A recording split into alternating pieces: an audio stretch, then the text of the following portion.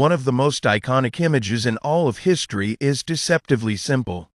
A man stands, solemn and proud, dressed in a stately military uniform decorated, tailored, unmistakably formal. One hand hangs behind his back. The other disappears, neatly, deliberately, inside his coat. Not lost, not forgotten, but purposefully placed. This image, this pose has become shorthand, a visual code. It says this man is in charge.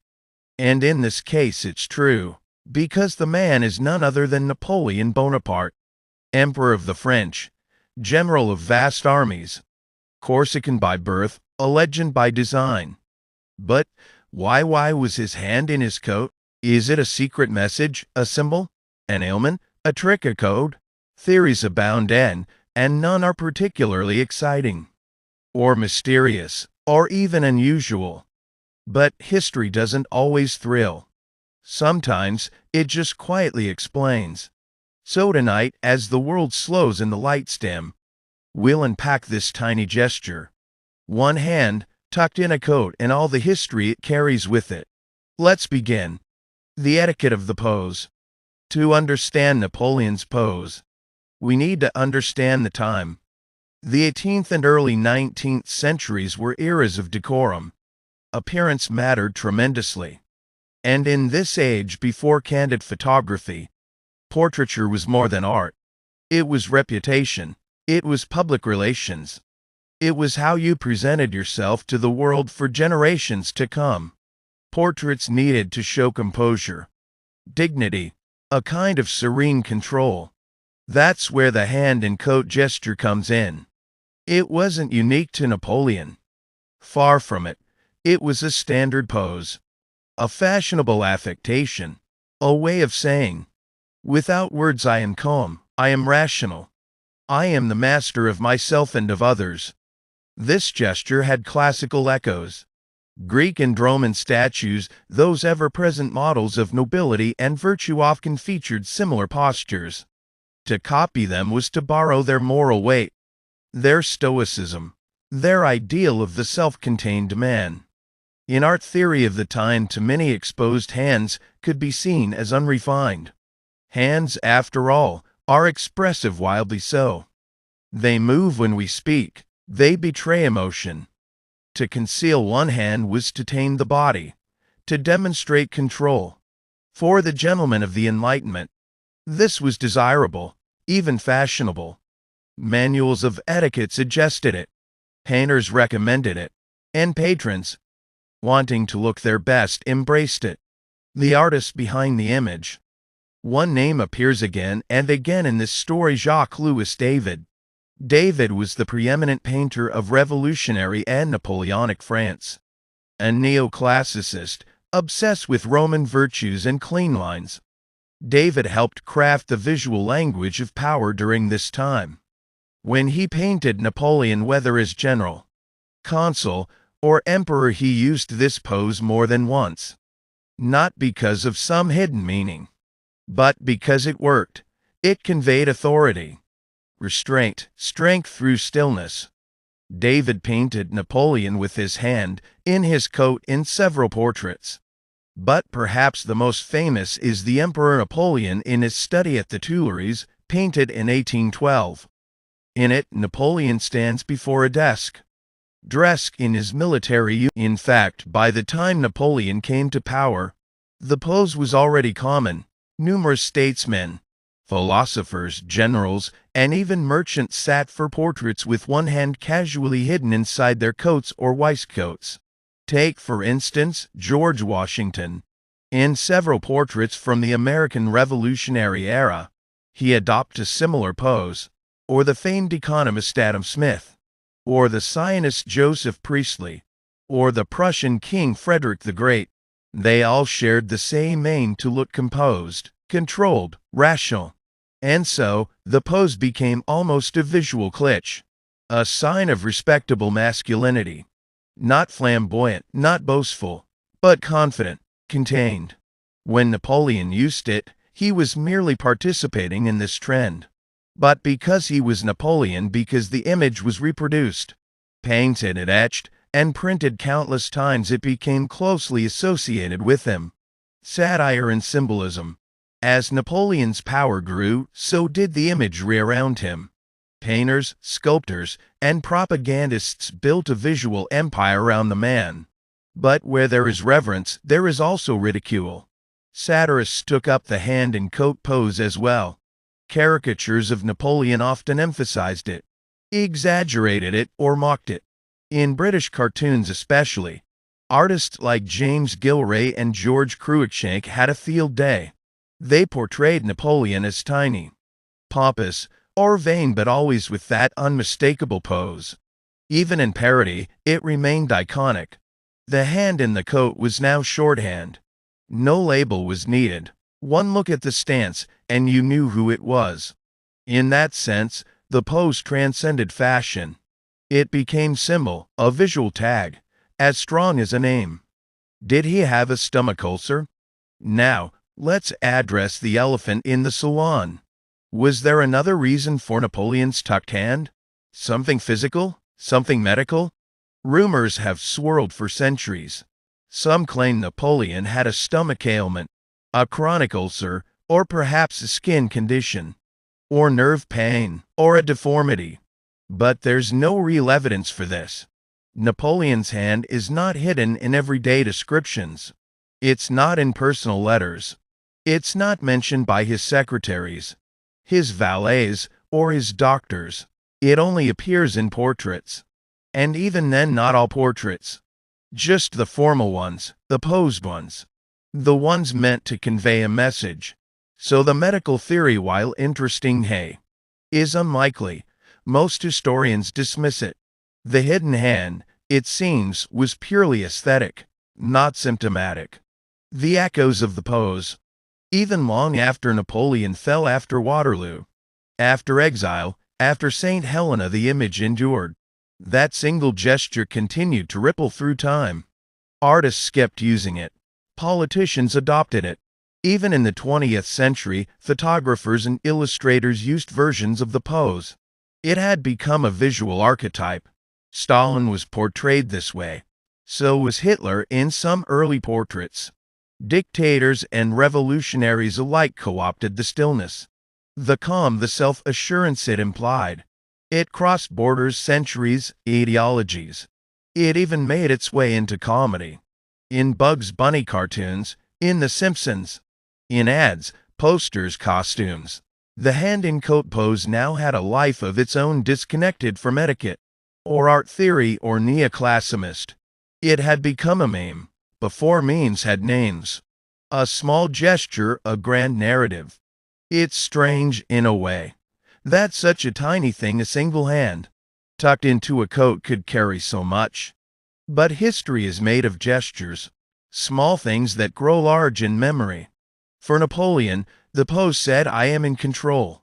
I am a man of order. I am worthy of power. For the artists, it said this is a subject of dignity, a mind at rest, a model of restraint.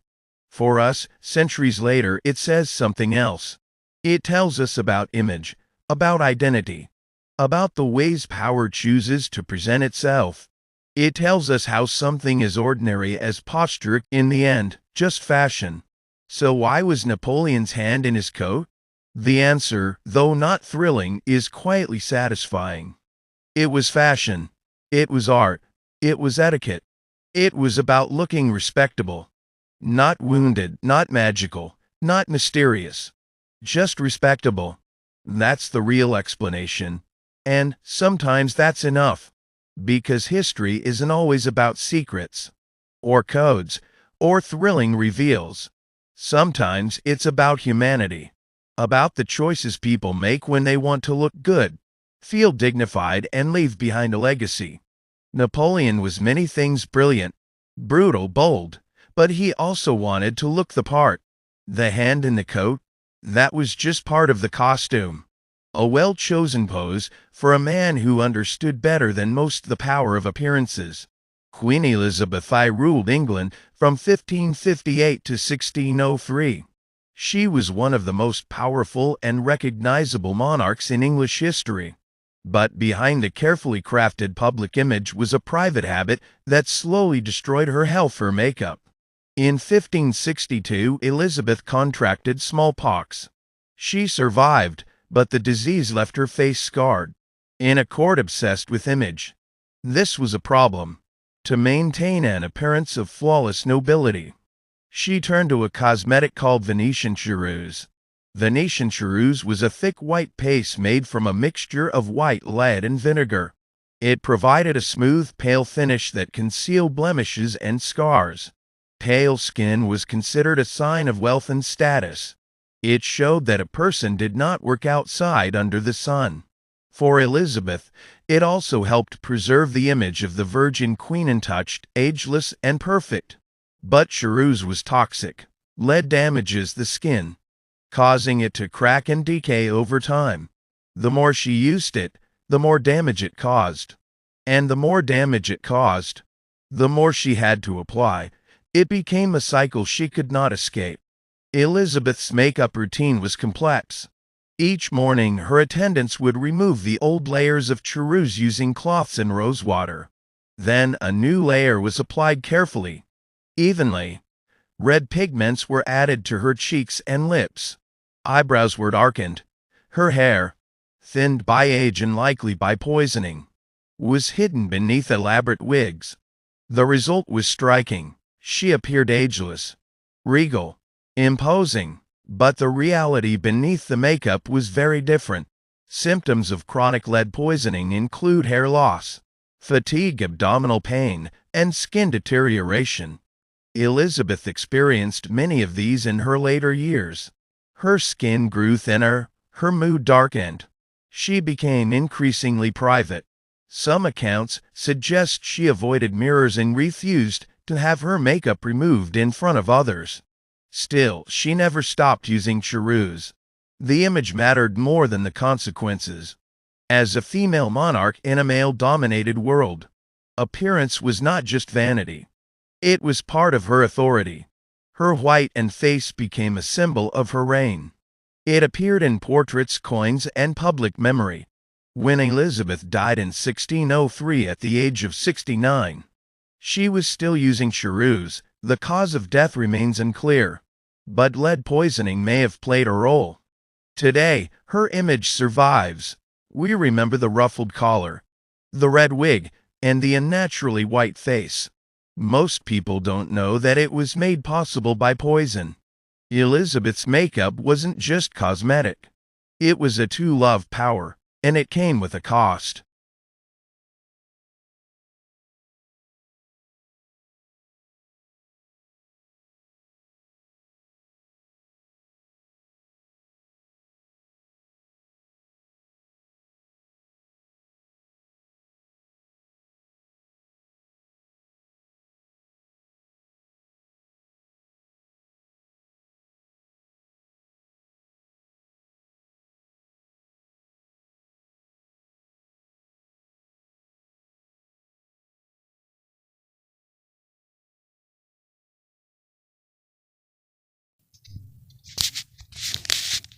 Hello friends, welcome to my YouTube channel Greenhouse. I hope all of you are good. Today I'm going to show you various beautiful designing ideas for your garden, and here are multiple designs that you can apply to beautify your balcony, porch or yard. Splashes of color break up green, provide variety, contrast, and focal points.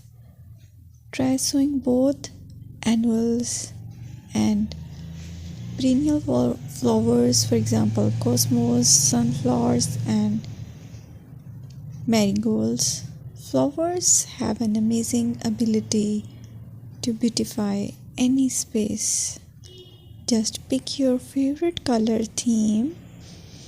Create a collection of plants with the same flower color for greater impact. Theming an area of your garden by clever use of color is an easy trick to use. My dear friends, I will always try to bring very useful and very beautiful garden ideas.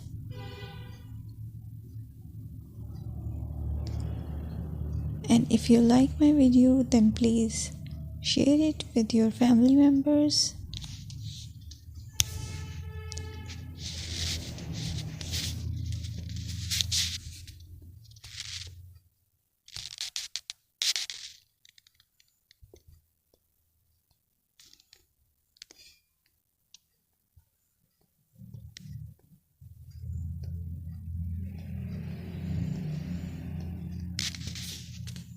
Designing a beautiful garden involves careful planning, creativity, creativity, and harmonious blend of various elements.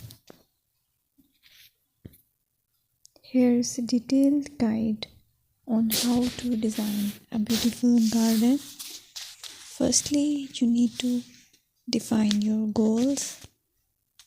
Determine the purpose of your garden, whether it's for relaxation, entertaining, or growing plants.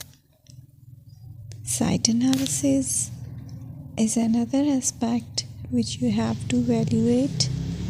Assess your garden's location, considering factors like sunlight, soil quality, drainage, and climate.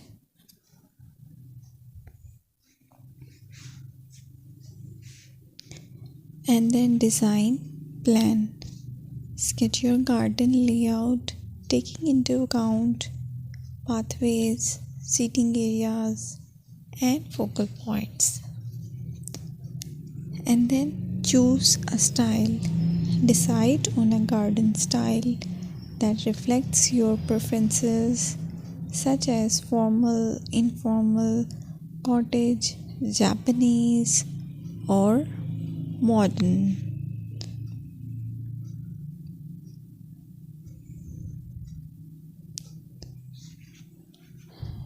Choose a variety of plants, including trees, shrubs,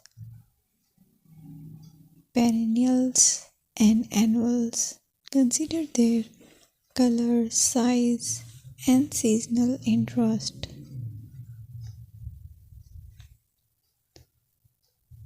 Then you have to decide plant placement. Arrange plants according to their growth habits, with taller ones at the back and smaller ones in the front. Hardscaping.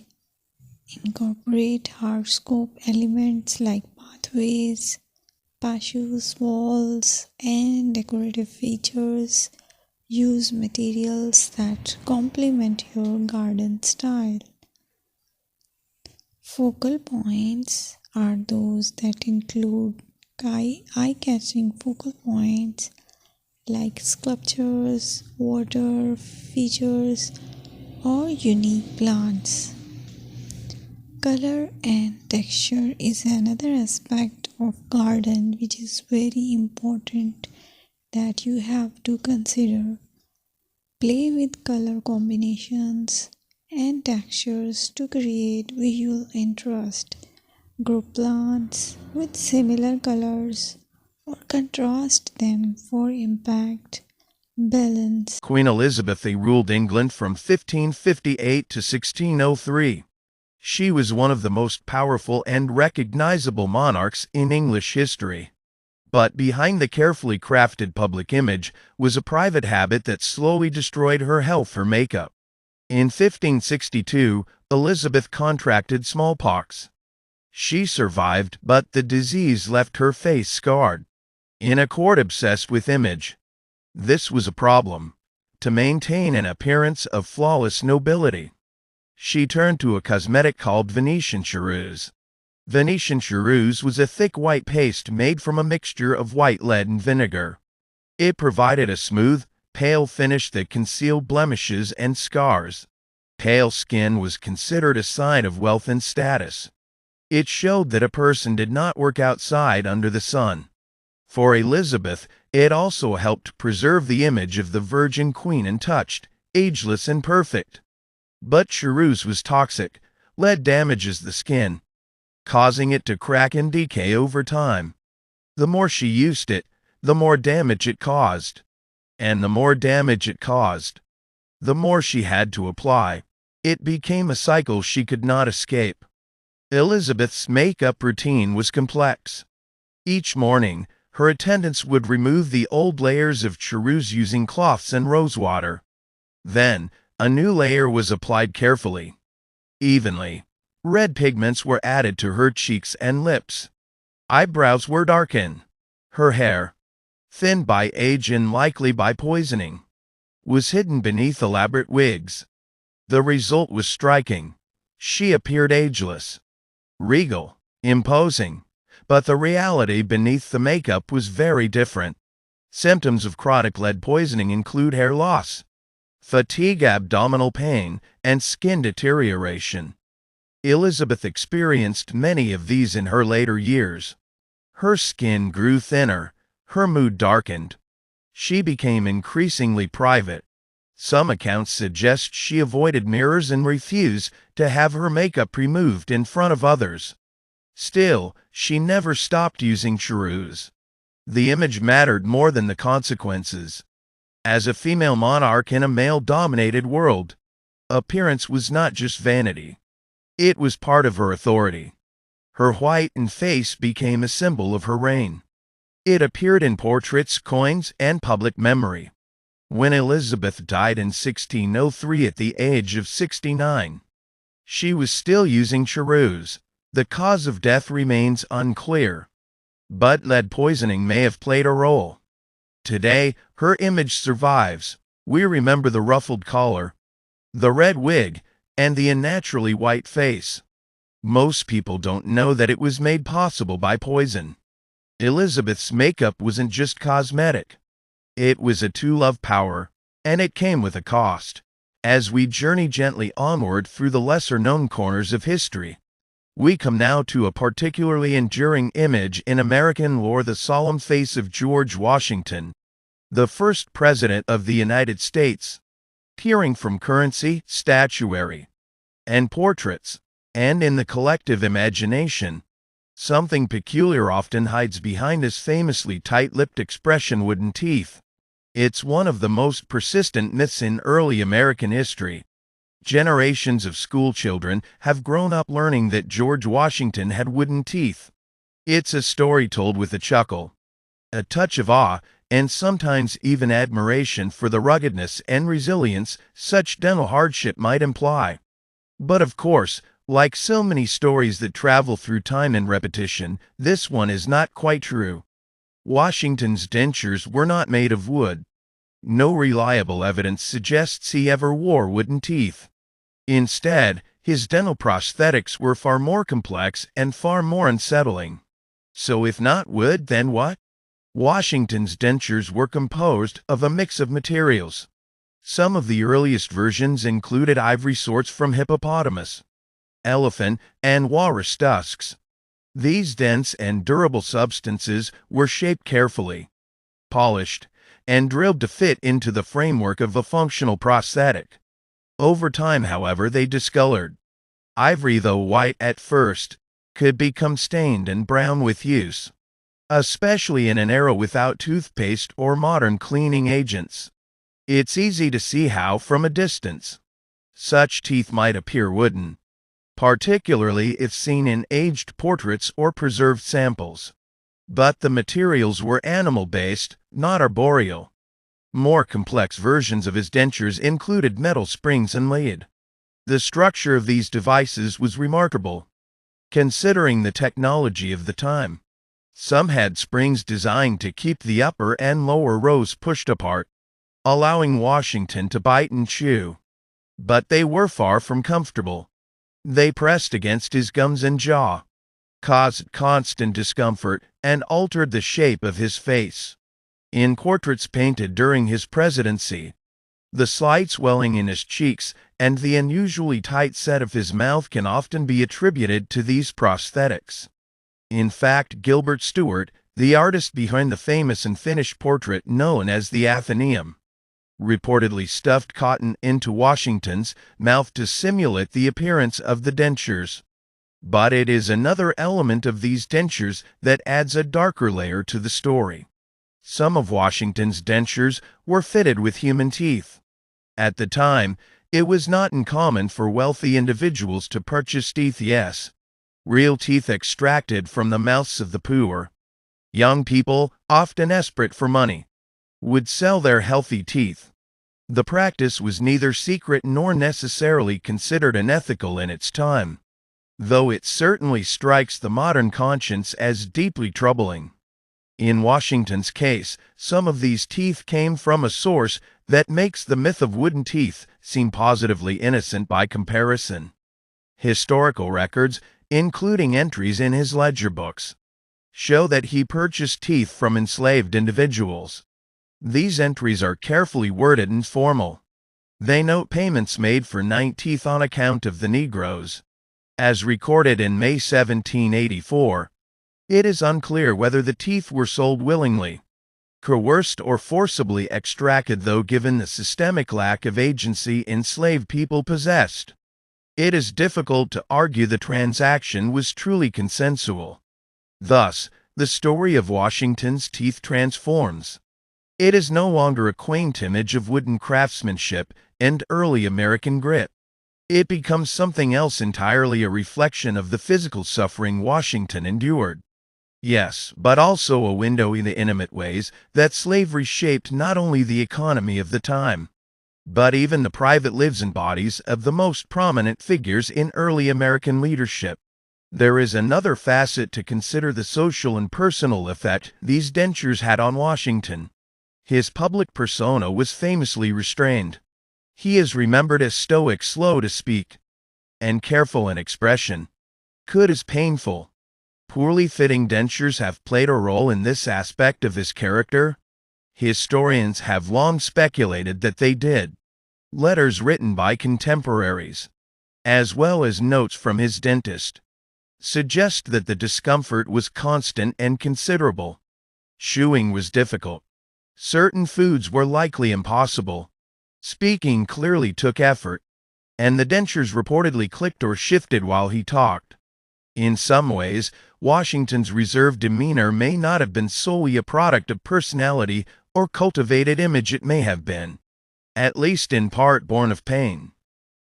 He even had a set of dentures made in 1798 that was custom fitted to the shape of his mouth, with an ivory base and human teeth mounted into it, adjusted carefully by his dentist Greenwood. Despite such craftsmanship, the effect remained unsatisfying. Washington wrote that he could never get used to them. In the end, the myth of the wooden teeth is not just a mistake. It's a simplification, a softening of a story that is, in truth, filled with suffering, innovation, and exploitation. Like many myths, it served to make history palatable, amusing, and neat. The reality, however, is complex. George Washington, the father of a nation, lived much of his adult life with the pain of decaying teeth, the burden of uncomfortable dentures, and the quiet complicity in a system that allowed even the most personal parts of his body to be sustained through the suffering of others. And so, when we picture Washington's stoic expression, perhaps we see it anew, not merely as a sign of dignity or leadership, but also as a man enduring persistent pain, speaking carefully, eating cautiously, and carrying into the office of the presidency the literal weight of a deeply unequal society upon his jaw. Now, let us turn from teeth to tresses, from the clack of dentures to the powdered curls of courtrooms and carriages. Why, we may ask, did men in centuries past so often wear wigs? It is an image so familiar in portraits, paintings, and costume dramas that we often forget to question it. The white, curled wig has become synonymous with the 18th century, an emblem of judges, barristers, noblemen, and powdered propriety. But this, too, has a deeper story, one that begins not with fashion, but with disease. In the 16th and 17th centuries, syphilis swept through Europe. It was a disease known for its terrible effects: ulcerations, pain, neurological symptoms, and a slow decline. One of its more visible consequences was hair loss. Baldness, thinning patches, and sores on the scalp became common among those infected. At the same time, another unwelcome guest plagued the heads of Europlice. These tiny parasites were everywhere. Combs, linens, wigs, and scalps were all fertile breeding grounds for these insatiable insects. And hygiene, while not absent in early modern Europe, was practiced with limitations we can hardly imagine today. In response to these dual afflictions, hair loss from disease and discomfort from lice, men began shaving their heads. And over those bald heads, they wore wigs. A shaved head was easier to keep clean. Lice could be boiled out of wigs, cleaned, and combed more easily than natural hair. And for those embarrassed by balding, wigs provided a kind of cover, both literal and social. It was not long before this practicality gave way to status. Wigs became elaborate, expensive, and refined. In the court of Louis XIV of France, the Sun King himself, wigs became a fixture. The king suffered from balding, reportedly beginning in his youth. Rather than hide this, he embraced the wig as an accessory of royal fashion. His court followed suit, as did courts across Europe. The fashion spread rapidly. Wigs became a sign of refinement and elegance, a symbol not just of style, but of social position. To be wigless in court was to appear unkempt, unfinished, incomplete. Soon, wigs were everywhere on the heads of judges, politicians, merchants, and military officers. The powdered wig became not only fashionable, but institutionalized. In England, the court system adopted wigs as formal attire for lawyers and judges, a practice that these wigs came in different styles, shapes, and sizes. The peruke, or full-bottomed wig, was massive, flowing with curls. Other styles included the bob wig, short and practical, or the tied wig, with a neat ribbon at the back. Powder was often applied white or grayish in tone, sometimes scented with lavender or orange blossom. This powder helped masqueraders and lent a uniform appearance of dignity. Powder itself was made of starch, sometimes mixed with perfumes, and occasionally tinted with blue or violet hues for an especially fashionable gleam. To powder a wig was not a casual task.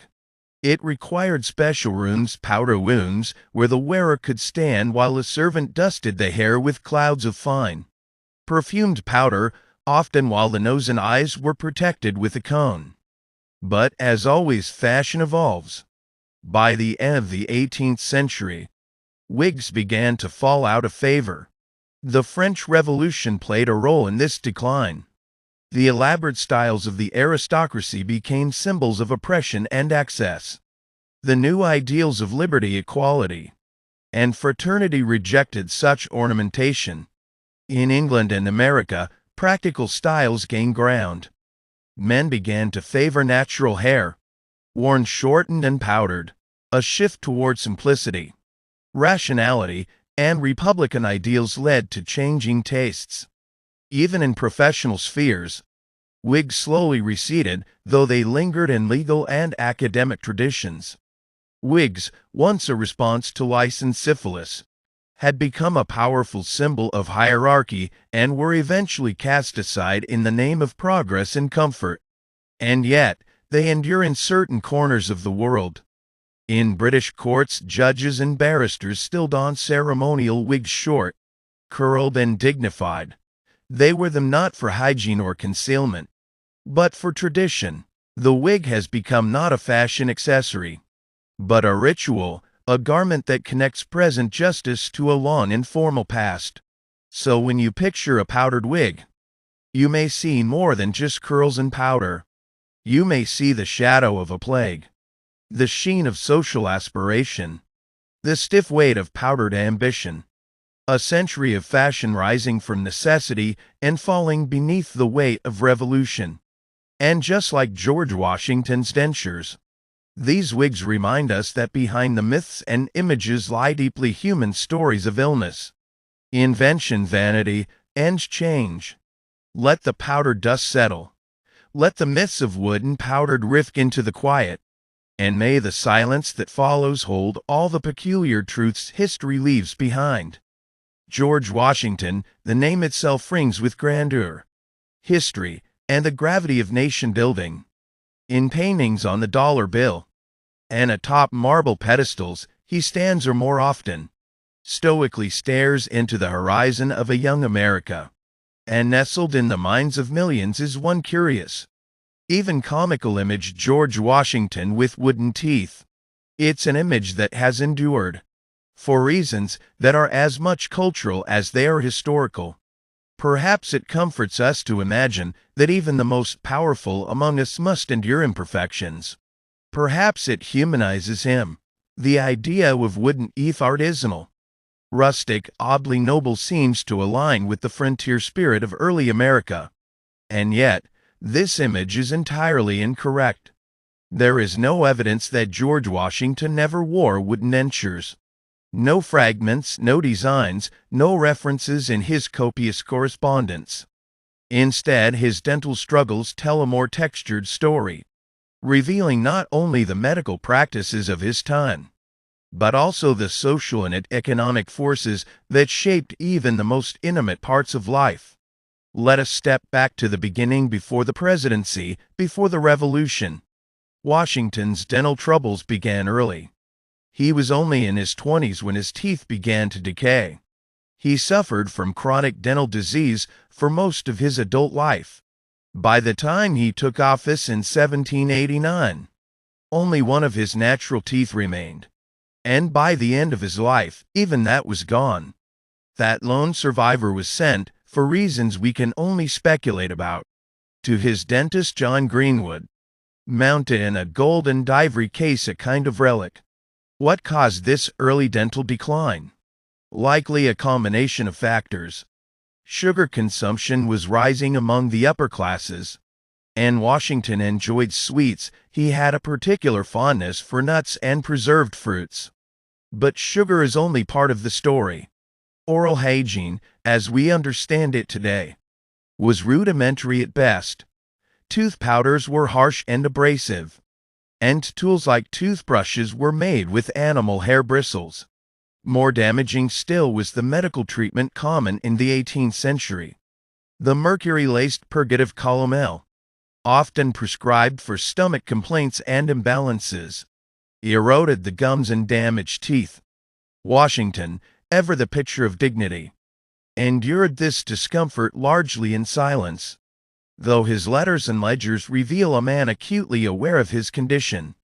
He wrote often to his dentists, complaining of pain, requesting fittings, and discussing the construction of various denture sets.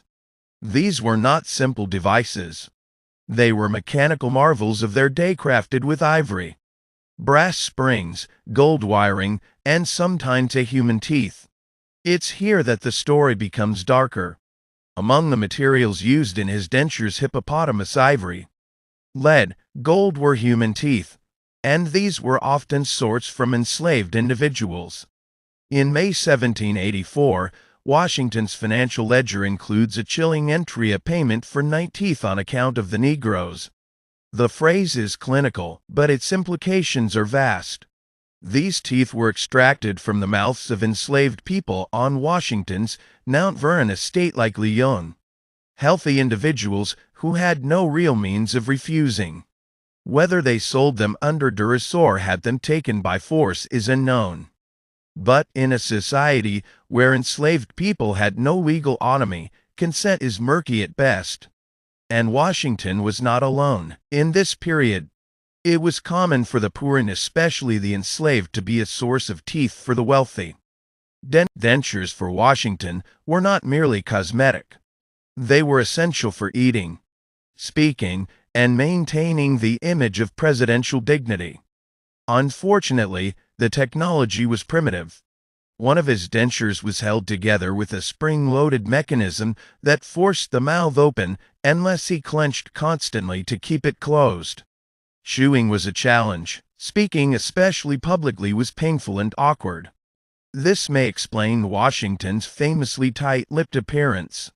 Pain can make a man quiet. The dentures pushed against his lips, distorted his face slightly, and likely discouraged him from smiling openly. Even in his portraits, especially those by Gilbert Stuart, you'll notice a peculiar firmness around the mouth. Stuart reportedly had to stuff cotton into Washington's cheeks to simulate the correct facial fullness. Imagine the discomfort, the metal parts pressing into tender gums, the clacking noise of the springs, the slow degradation of ivory that stained over time, the swelling and soreness. Is not hard to see how this shaped his demeanor, perhaps reinforcing his natural reserve with a physical reason to speak sparingly and keep his expressions guarded. And still, he endured. He had multiple sets of dentures made, adjusted, and refitted throughout his life. Some were crafted by Greenwood, others by French or British dentists. Some include animal teeth, others porcelain replacements. They were fragile, temperamental things. One letter complains that his dentures had broken while he was traveling. Another requests immediate repairs. And yet, never once, never in thousands of pages of letters, diaries, inventories, or dental records do we find a reference to wooden teeth. So where did this myth come from?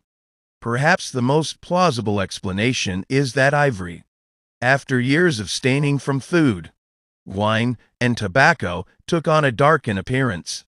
Cracked and yellowed ivory might well have resembled wood to the casual observer, or in the faded tones of early reproductions and paintings. Over time, as the stories passed from textbook to classroom, the image simplified. Wood, after all, is easier to imagine than ivory, springs, and enslaved teeth. It's easier to tell a child that Washington had wooden teeth than to explain the brutality of medical practices and slavery. The myth endures because it comforts. But behind the myth is a story of pain, ingenuity, and injustice, a story that says far more about the 18th century than a wooden prosthetic ever could. As we close this chapter, picture not the caricature of the founding father gnashing wooden teeth, but rather the real man, stoic, reserved, enduring pain quietly as he shouldered the burdens of a nation still in its infancy. Behind every smile withheld, behind every carefully chosen word, behind the tight lines of a painted mouth was discomfort, dignity, and the difficult truths of early America. Let us now drift forward across the centuries to another enduring image: powdered wigs. To modern eyes, they seem theatrical, even absurd, towering piles of curls perched atop powdered heads. But in the 17th and 18th centuries, the wig was not a costume piece. It was a statement, it was medicine, it was status. And at its heart, it was a solution to two major problems: lice and syphilis. In a time before antibiotics, syphilis was rampant across Europe. The disease was widespread, incurable, and carried a potent social stigma. Among its many symptoms was alopecia, hair loss. Men, especially those of wealth or courtly ambition, often found themselves balding in patches. Combined with lice infestations, which plagued nearly everyone regardless of social class, the idea of shaving one's head and covering it with a wig began to take root. A shaved head was cleaner, easier to maintain, and the wig, unlike real hair, could be boiled, combed, and treated without discomfort. It was both practical and, in time, fashionable. It was King Louis XI of France who first popularized the wig in royal circles around the 1620s, reportedly to cover premature balding. His son, Louis XIV, the Sun King, took the practice to new heights. Literally, his wigs were vast, coiled, opulent constructions that radiated power and beauty. What the king wore, the court imitated, and what the court wore, society soon demanded. In England, wigs caught on slightly later, gaining prominence under Charles I. By the 1680s, it was unthinkable for a gentleman of any status to appear at court or in public without a wig. These were not the flimsy, elastic band costumes of Halloween. They were crafted by skilled artisans known as perruquiers. The best wigs were made from human hair, often imported and hand-dyed onto woven bases. Animal hair, particularly from horses and goats, was used for cheaper versions.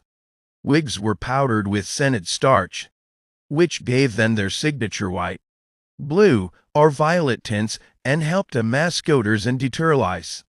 And they came in a dizzying array of styles. There was the periwig or full-bottomed wig, massive, cascading curls that framed the shoulders.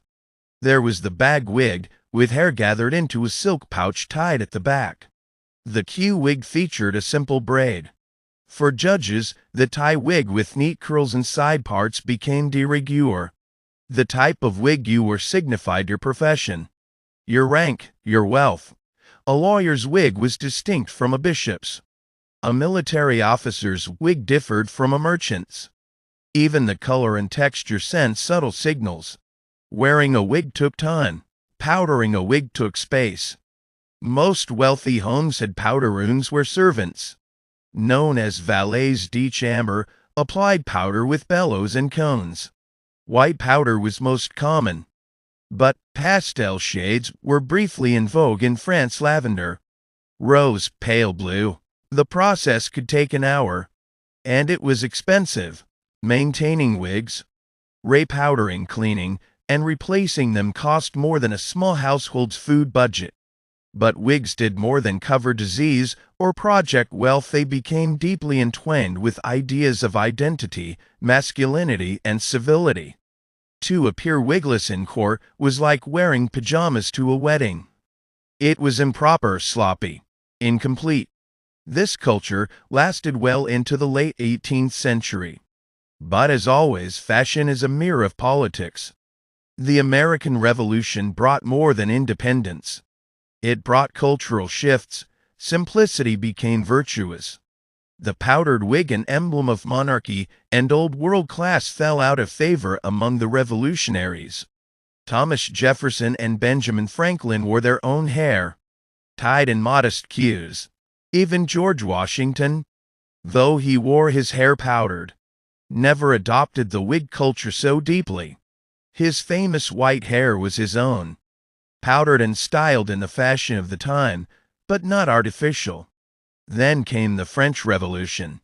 In the blood-soaked streets of Paris, wigs were associated with the ancient corrupt nobles, greedy clerics, and out-of-touch elites. The guillotine cut more than heads. Its cultural tie to powdered opulence. Wigs suddenly became dangerous. By the 1800s, wigs were vanishing. Men adopted shorter hairstyles, modeled after Roman statues. Natural hair, and powdered and unadorned, became a symbol of enlightenment, equality, and reason. But some professions kept the tradition. Judges in Britain still wear wigs in court, a holdover from this powdered era. These ceremonial wigs, often made of horsehair, are relics of formality and continuity. They are not fashionable, but they are symbolic. And so the age of the wig passed not with a shout, but with a slow powdered sigh.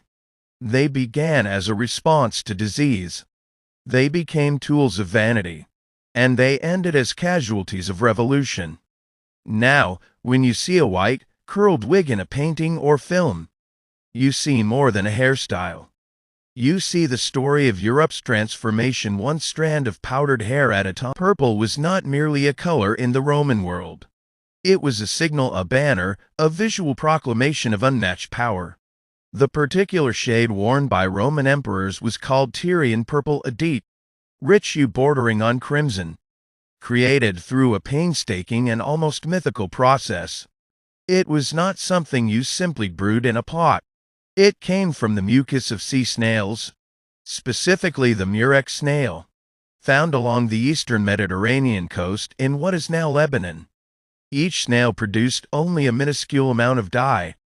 To create even a few ounces required harvesting thousands of mollusks. The labor was intense. The smell, reportedly, was appalling.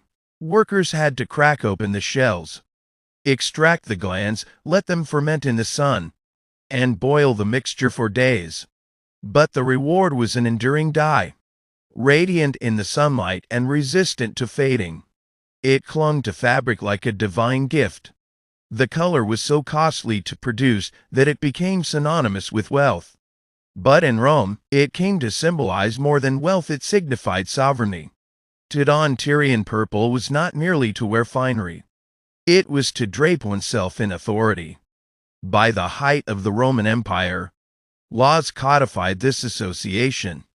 Only the emperor could wear a toga entirely dyed in Tyrian purple, known as the toga picta. Others might be permitted a stripe or trim of the color under very specific circumstances, perhaps a victorious general or high-ranking magistrate, but the full imperial purple, that was sacred.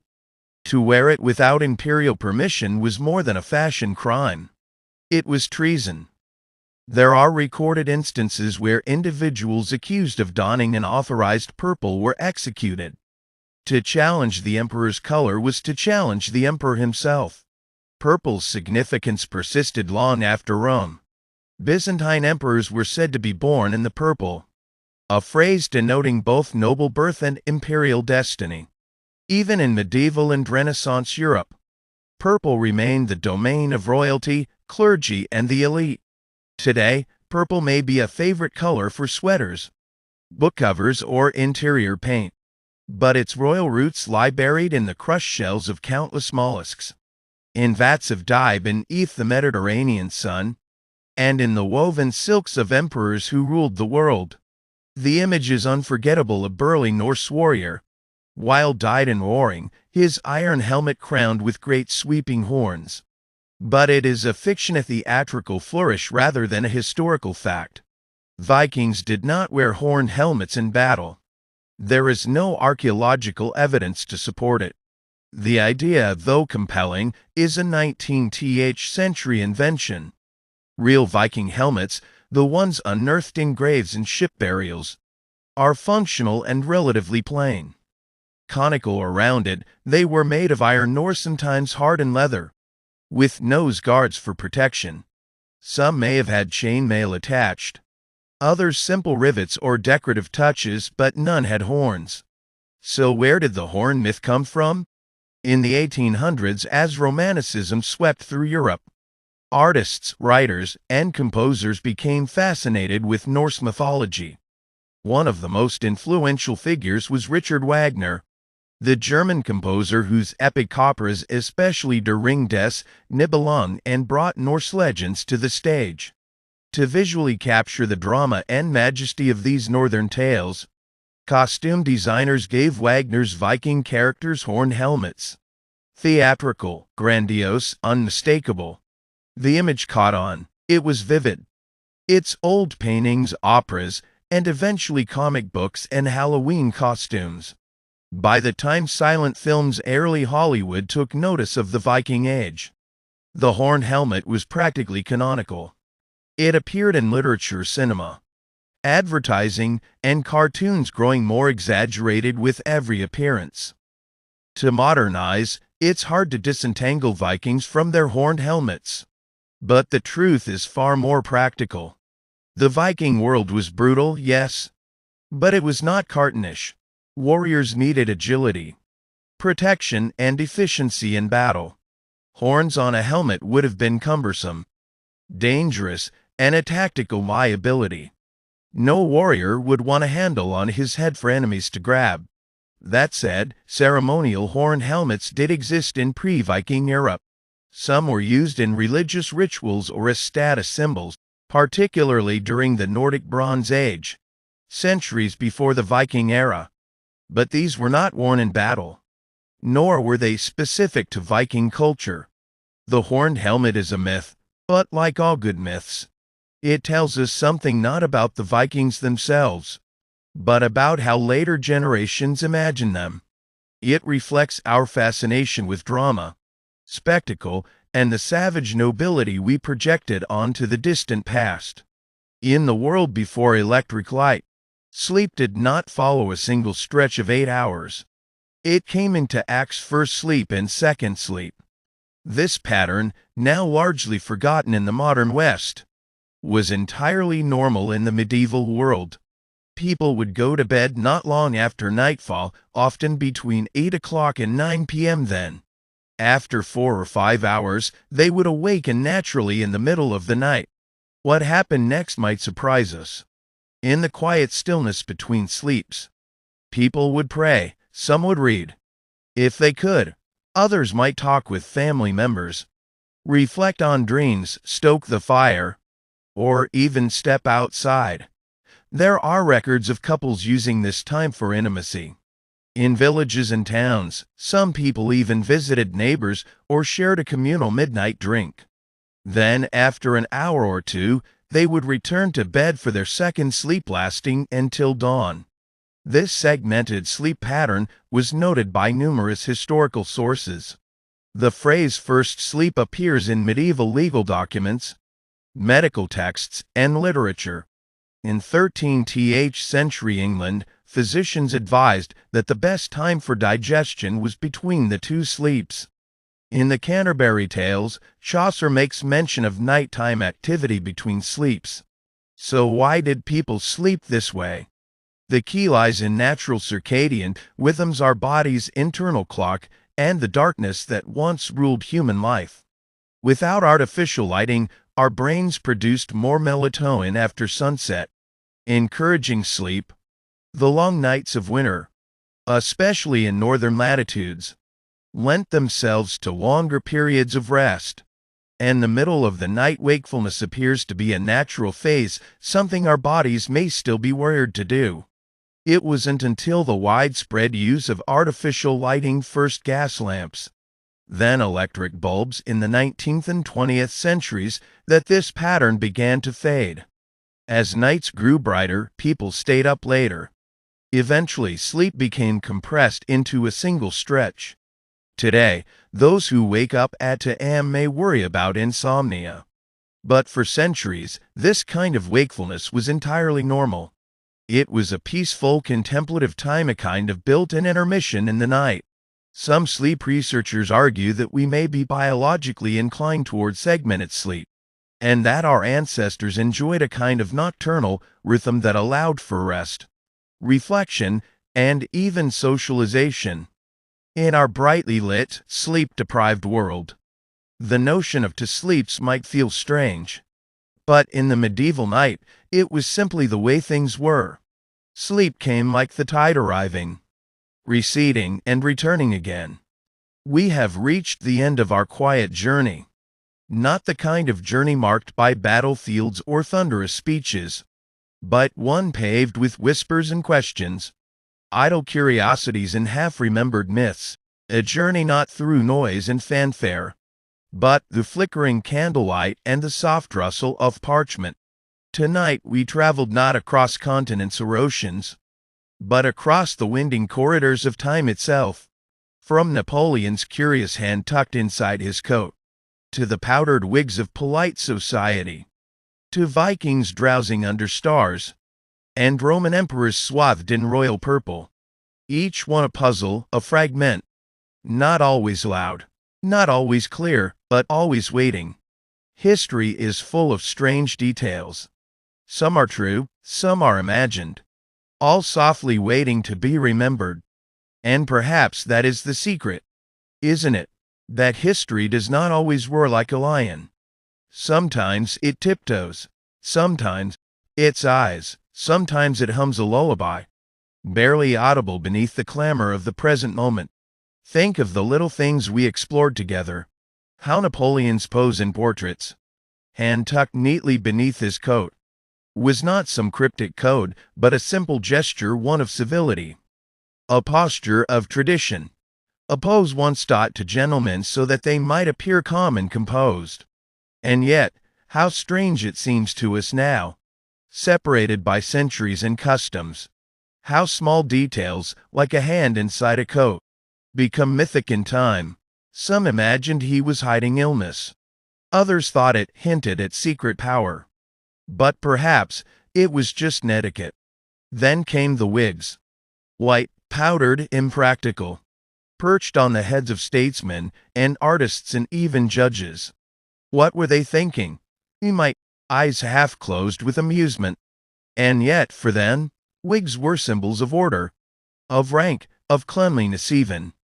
In an age when mice scuttled through natural hair with impunity, to shave one's head and don a removable crown of curls made perfect sense.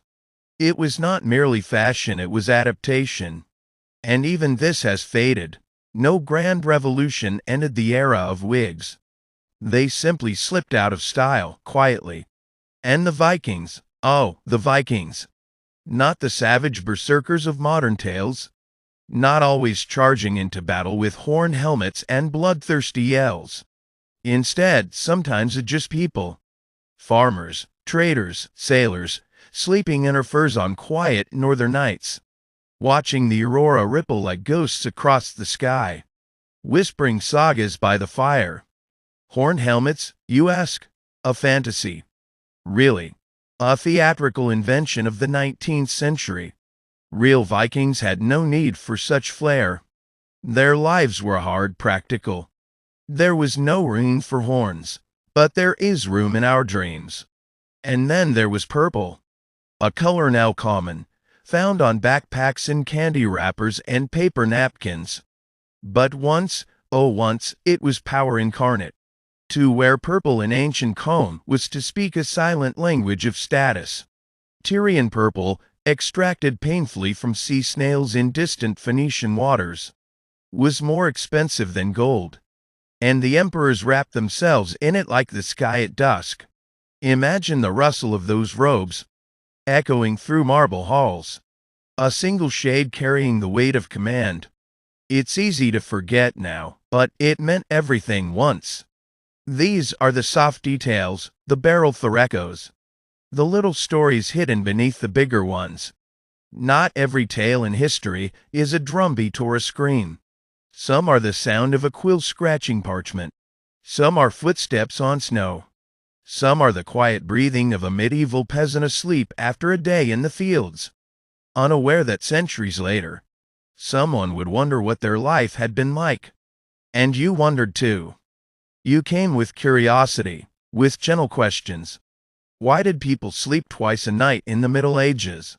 What did a lead-painted queen see in the mirror? How did George Washington manage with his wooden or not-so-wooden teeth? Questions like these don't make headlines. They rarely feature in history textbooks. But they are the fibers of the fabric. The quiet human parts.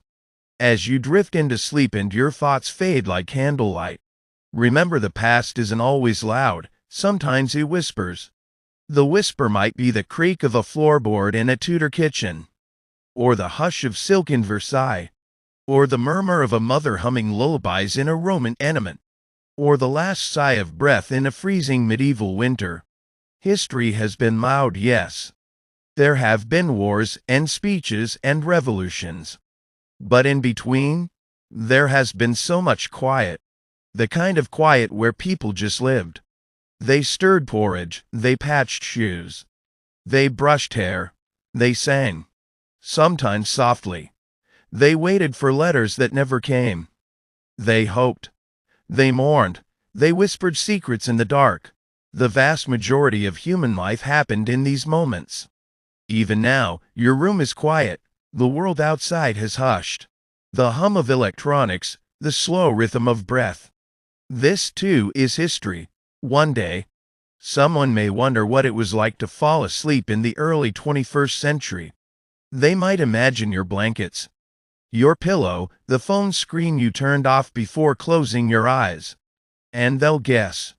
They'll try to piece it together from fragments. And some of what they imagine will be right. Some will be wrong. But all of it will be softly waiting. Just like tonight. Thank you for joining us. Sleep well, and and good night. But let's stay here a little longer before the final page turns.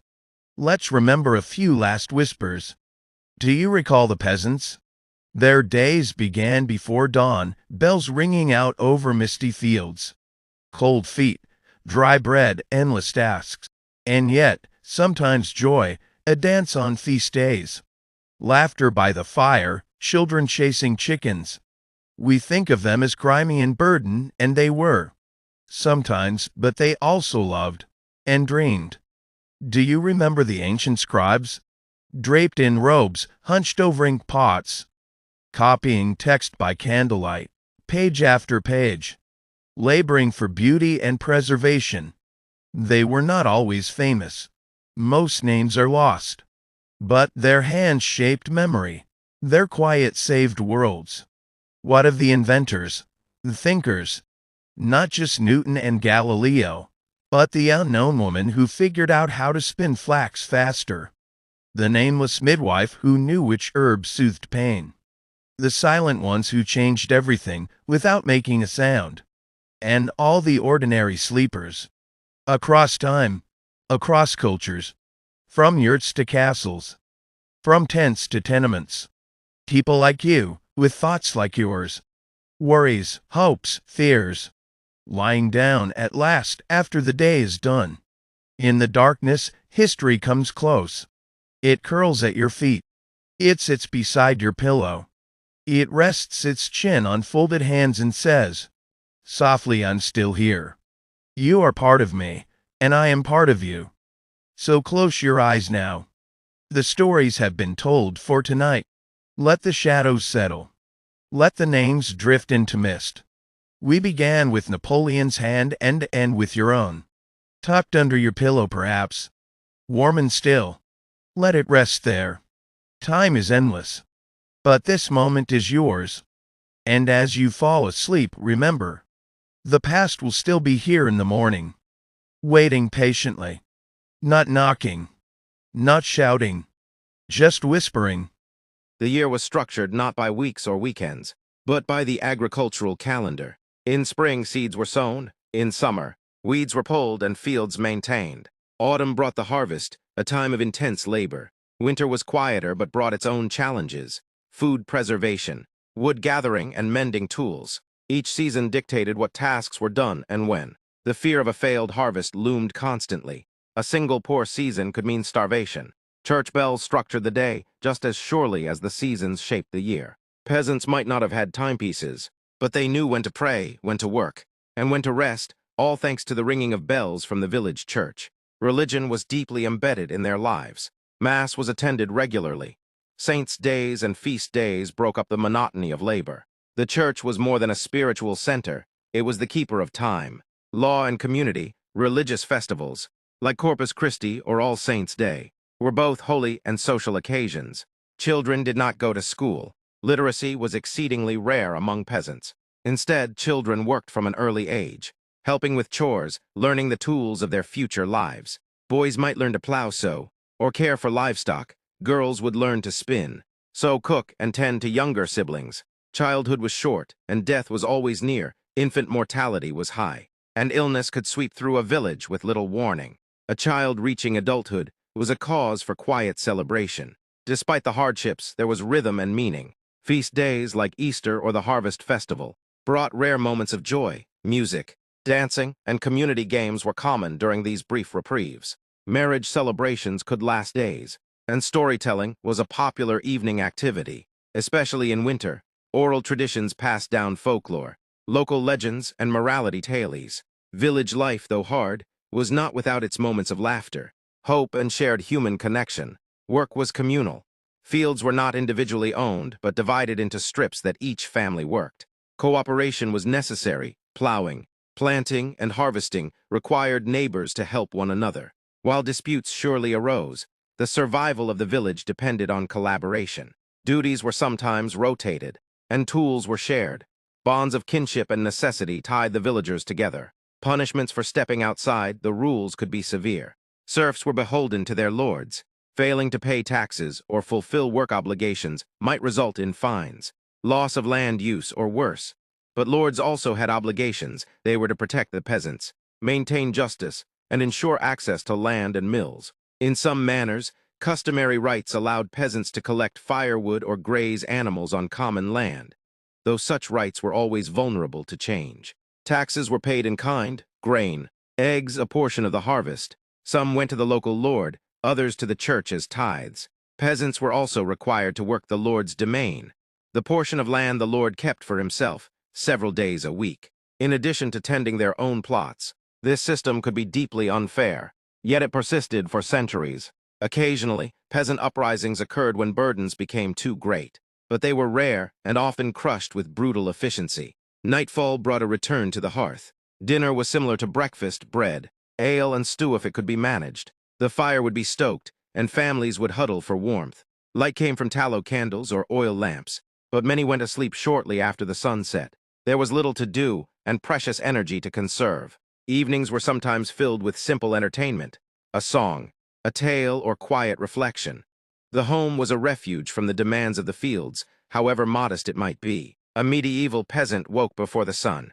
Their day began not with alarm clocks or to-do lists, but with the crow of a rooster, the rustle of hay, and the stirring of livestock. The morning air was cool and damp, and the first light of dawn revealed a world of quiet necessity. Life was dictated not by individual ambition, but by the collective rhythm of the seasons and the obligations to land and lord. Most peasants were bound to the land under the manorial system. They lived in small wooden homes, simple structures of wattle and daub, thatched roofs, packed earth floors, and smoky hearths.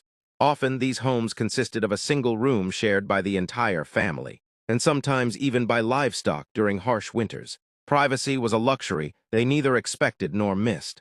Their meals were humble: porridge made from oats, bread made of rye, and perhaps an onion or a leek plucked from a small garden. Meat was rare. Salted pork or dried fish might make an appearance on feast days or when the harvest was good. A stew known as pottage was a common dish, endlessly simmered with whatever vegetables were on hand, thickened with grains, and occasionally enriched with a. Most peasants lived in villages under a system known as manorialism. The manorial system was the organizing principle of rural life. At the heart of the manor was the lord's estate, usually consisting of a manor house, a church, and perhaps a mill. Surrounding this estate were small plots of land where peasants lived and worked. These peasants were not slaves, but most were serfs tied to the land, obligated to serve the lord in exchange for the right to work a piece of it for themselves. Their homes were modest, built from a mixture of woven sticks and daub mud, straw and animal dung. They were small, dark and smoky. The roofs were thatched with straw, which needed constant maintenance. Inside, the floors were made of packed earth. There was little furniture, perhaps a wooden table, a few stools, and bedding made from straw. A hearth at the center of the home provided heat, a place to cook, and most critically, smoke to preserve meat or deter pests, even if it choked the air and blackened the ceilings. A peasant's day began with the tending of animals. Chickens needed to be fed, pigs inspected, and cows milked. Goats, if they were kept, were particularly valuable for their milk. Horses were rare, usually reserved for lords or knights, but oxen were common and essential for plowing. After feeding the animals, a peasant might take a moment to eat something simple: coarse rye bread dipped in ale or water, or perhaps a bowl of gruel. A meal might be shared in silence, or with hushed murmurs of hope for good weather and a healthy crop. Food was a constant concern. The medieval peasant's diet was meager by modern standards. Bread was a staple, made from rye, barley, or oats, depending on what was available. White bread from wheat was a luxury, reserved for the rich. Ale was drunk more than water, not because it was intoxicating, but because it was often cleaner than river or well water. Vegetables were grown in small garden plots. Onions, leeks, cabbages, and beans were common. Meat was rare, often reserved for feast days or hard winters. When it was eaten, it might be salted pork, dried fish, or game caught illegally in the lord's forest. After breakfast, the real work of the day began. Men would head to the fields, carrying tools passed down through generations. Wooden plows drawn by oxen, hoes, sickles, and flails. These were the instruments of survival. Women might remain at home, tending to the garden, mending clothing, spinning wool, or caring for children. But women also worked in the fields when needed, and their labor was equally essential. Children, too, were part of the workforce. From as young as 5 or 6, they would gather firewood, scare birds from crops, or fetch water from the village well. The year was structured not by weeks or weekends, but by the agricultural calendar. In spring, seeds were sown. In summer, weeds were pulled and fields maintained. Autumn brought the harvest, a time of intense labor. Winter was quieter but brought its own challenges: food preservation, wood gathering, and mending tools. Each season dictated what tasks were done and when. The fear of a failed harvest loomed constantly. A single poor season could mean starvation. Church bells structured the day just as surely as the seasons shaped the year. Peasants might not have had timepieces, but they knew when to pray, when to work, and when to rest, all thanks to the ringing of bells from the village church. Religion was deeply embedded in their lives. Mass was attended regularly. Saints' days and feast days broke up the monotony of labor. The church was more than a spiritual center. It was the keeper of time, law, and community. Religious festivals, like Corpus Christi or All Saints' Day, were both holy and social occasions. Children did not go to school. Literacy was exceedingly rare among peasants. Instead, children worked from an early age, helping with chores, learning the tools of their future lives. Boys might learn to plow, sow, or care for livestock. Girls would learn to spin, sew, cook, and tend to younger siblings. Childhood was short, and death was always near. Infant mortality was high, and illness could sweep through a village with little warning. A child reaching adulthood was a cause for quiet celebration. Despite the hardships, there was rhythm and meaning. Feast days like Easter or the Harvest Festival brought rare moments of joy. Music, dancing, and community games were common during these brief reprieves. Marriage celebrations could last days, and storytelling was a popular evening activity. Especially in winter, oral traditions passed down folklore, local legends, and morality tales. Village life, though hard, was not without its moments of laughter, hope, and shared human connection. Work was communal. Fields were not individually owned, but divided into strips that each family worked. Cooperation was necessary. Plowing, planting, and harvesting required neighbors to help one another. While disputes surely arose, the survival of the village depended on collaboration. Duties were sometimes rotated, and tools were shared. Bonds of kinship and necessity tied the villagers together. Punishments for stepping outside the rules could be severe. Serfs were beholden to their lords.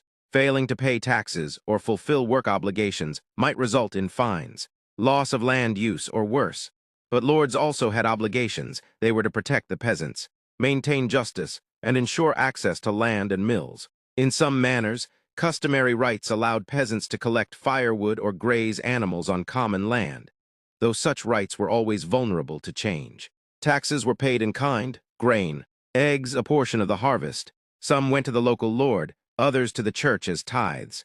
Peasants were also required to work the lord's domain, the portion of land the lord kept for himself, several days a week, in addition to tending their own plots. This system could be deeply unfair, yet it persisted for centuries. Occasionally, peasant uprisings occurred when burdens became too great, but they were rare and often crushed with brutal efficiency. Nightfall brought a return to the hearth. Dinner was similar to breakfast: bread, ale, and stew if it could be managed. The fire would be stoked, and families would huddle for warmth. Light came from tallow candles or oil lamps, but many went to sleep shortly after the sun set. There was little to do and precious energy to conserve. Evenings were sometimes filled with simple entertainment: a song, a tale, or quiet reflection. The home was a refuge from the demands of the fields, however modest it might be. Illness was common, and healthcare rudimentary. Local wise women, midwives, and herbalists tended to the sick, using knowledge passed down orally. Superstition and religion shaped many of their practices. Leprosy, fevers, rashes, and injuries were all threats, and a bad year could decimate a village. Plague, when it came, did not discriminate, but peasants often bore the worst of its aftermath. Burial grounds filled quickly, and survivors carried on with heavy hearts. And yet peasants endured, for generation after generation. They lived and worked the land. They weathered bad harvests, famine, war, and plague. They buried their dead, married, raised children, and sang old songs. Their resilience helped sustain kingdoms, fed armies, and built cathedrals brick by brick. Their labor supported not only themselves, but the entire structure of medieval society. To be a medieval peasant was to be a part of something larger: a village, a community, a field in a wide landscape, a cog in the wheel of feudal society. Though history often forgets their names, they are the quiet majority, the invisible force beneath the pageantry of kings and knights. Their days were long, their nights short, their meals simple, and their lives essential. As the rooster crowed again the next morning, another peasant stirred in the dark. Another day began, just as it had the day before, just as it would for centuries to come. Most peasants were bound to the land under the manorial system. They lived in small wooden homes, simple structures of wattle and daub, thatched roofs packed earth floors, and smoky hearths. Often these homes consisted of a single room shared by the entire family, and sometimes even by livestock during harsh winters. Privacy was a luxury they neither expected nor missed. Peasants made up the vast majority of the medieval population. Their lives, though largely undocumented, were the bedrock of medieval society. They tilled the land, harvested the food, tended the animals, and paid rents and taxes to lords and kings. Though their days were filled with toil, their roles were vital. Life was not easy, nor was it comfortable, but it was structured, seasonal, and deeply connected to the rhythms of the natural world. Their homes were modest, built from a mixture of woven sticks and daub mud, straw and animal dung. They were small, dark and smoky. The roofs were thatched with straw, which needed constant maintenance. Inside, the floors were made of packed earth. There was little furniture, perhaps a wooden table, a few stools, and bedding made from straw. A hearth at the center of the home provided heat, a place to cook, and most critically, smoke to preserve meat or deter pests, even if it choked the air and blackened the ceilings. A peasant's day began with the tending of animals. Chickens needed to be fed, pigs inspected, and cows milked. Goats, if they were kept, were particularly valuable for their milk. Horses were rare, usually reserved for lords or knights, but oxen were common and essential for plowing. After feeding the animals, a peasant might take a moment to eat something simple: coarse rye bread dipped in ale or water, or perhaps a bowl of gruel. A meal might be shared in silence, or with hushed murmurs of hope for good weather and a healthy crop. Children did not go to school. Literacy was exceedingly rare among peasants. Instead, children worked from an early age, helping with chores, learning the tools of their future lives. Boys might learn to plow, sow, or care for livestock. Girls would learn to spin, sew, cook, and tend to younger siblings. Childhood was short, and death was always near. Infant mortality was high, and illness could sweep through a village with little warning. A child reaching adulthood was a cause for quiet celebration. Despite the hardships, there was rhythm and meaning. Feast days like Easter or the Harvest Festival brought rare moments of joy. Music, dancing, and community games were common during these brief reprieves. Marriage celebrations could last days, and storytelling was a popular evening activity, especially in winter. Oral traditions passed down folklore, local legends, and morality tales. Village life, though hard, was not without its moments of laughter, hope, and shared human connection. Work was communal. Fields were not individually owned, but divided into strips that each family worked. Cooperation was necessary. Plowing, planting, and harvesting required neighbors to help one another. While disputes surely arose, the survival of the village depended on collaboration. Duties were sometimes rotated, and tools were shared. Bonds of kinship and necessity tied the villagers together. Punishments for stepping outside the rules could be severe. Serfs were beholden to their lords. Failing to pay taxes or fulfill work obligations might result in fines, loss of land use, or worse. But lords also had obligations. They were to protect the peasants, maintain justice, and ensure access to land and mills. In some manors, customary rights allowed peasants to collect firewood or graze animals on common land, though such rights were always vulnerable to change. Taxes were paid in kind: grain, eggs, a portion of the harvest. Some went to the local lord, others to the church as tithes. Peasants were also required to work the lord's domain, the portion of land the lord kept for himself, several days a week, in addition to tending their own plots. This system could be deeply unfair, yet it persisted for centuries. Occasionally, peasant uprisings occurred when burdens became too great, but they were rare and often crushed with brutal efficiency. Nightfall brought a return to the hearth. Dinner was similar to breakfast: bread, ale, and stew if it could be managed. The fire would be stoked, and families would huddle for warmth. Light came from tallow candles or oil lamps, but many went to sleep shortly after the sun set. There was little to do and precious energy to conserve. Evenings were sometimes filled with simple entertainment: a song, a tale, or quiet reflection. The home was a refuge from the demands of the fields, however modest it might be. Illness was common, and healthcare rudimentary. Local wise women, midwives, and herbalists tended to the sick, using knowledge passed down orally. Superstition and religion shaped many of their practices. Leprosy, fevers, rashes, and injuries were all threats, and a bad year could decimate a village. Plague, when it came, did not discriminate, but peasants often bore the worst of its aftermath.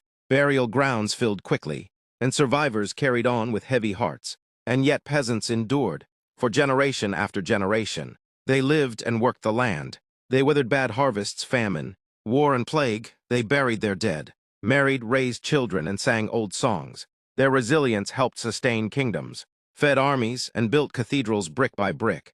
Their labor supported not only themselves, but the entire structure of medieval society. To be a medieval peasant was to be a part of something larger, a village, a community, a field, and a wide landscape, a cog in the wheel of feudal society. Though history often forgets their names, they are the quiet majority, the invisible force beneath the pageantry of kings and knights.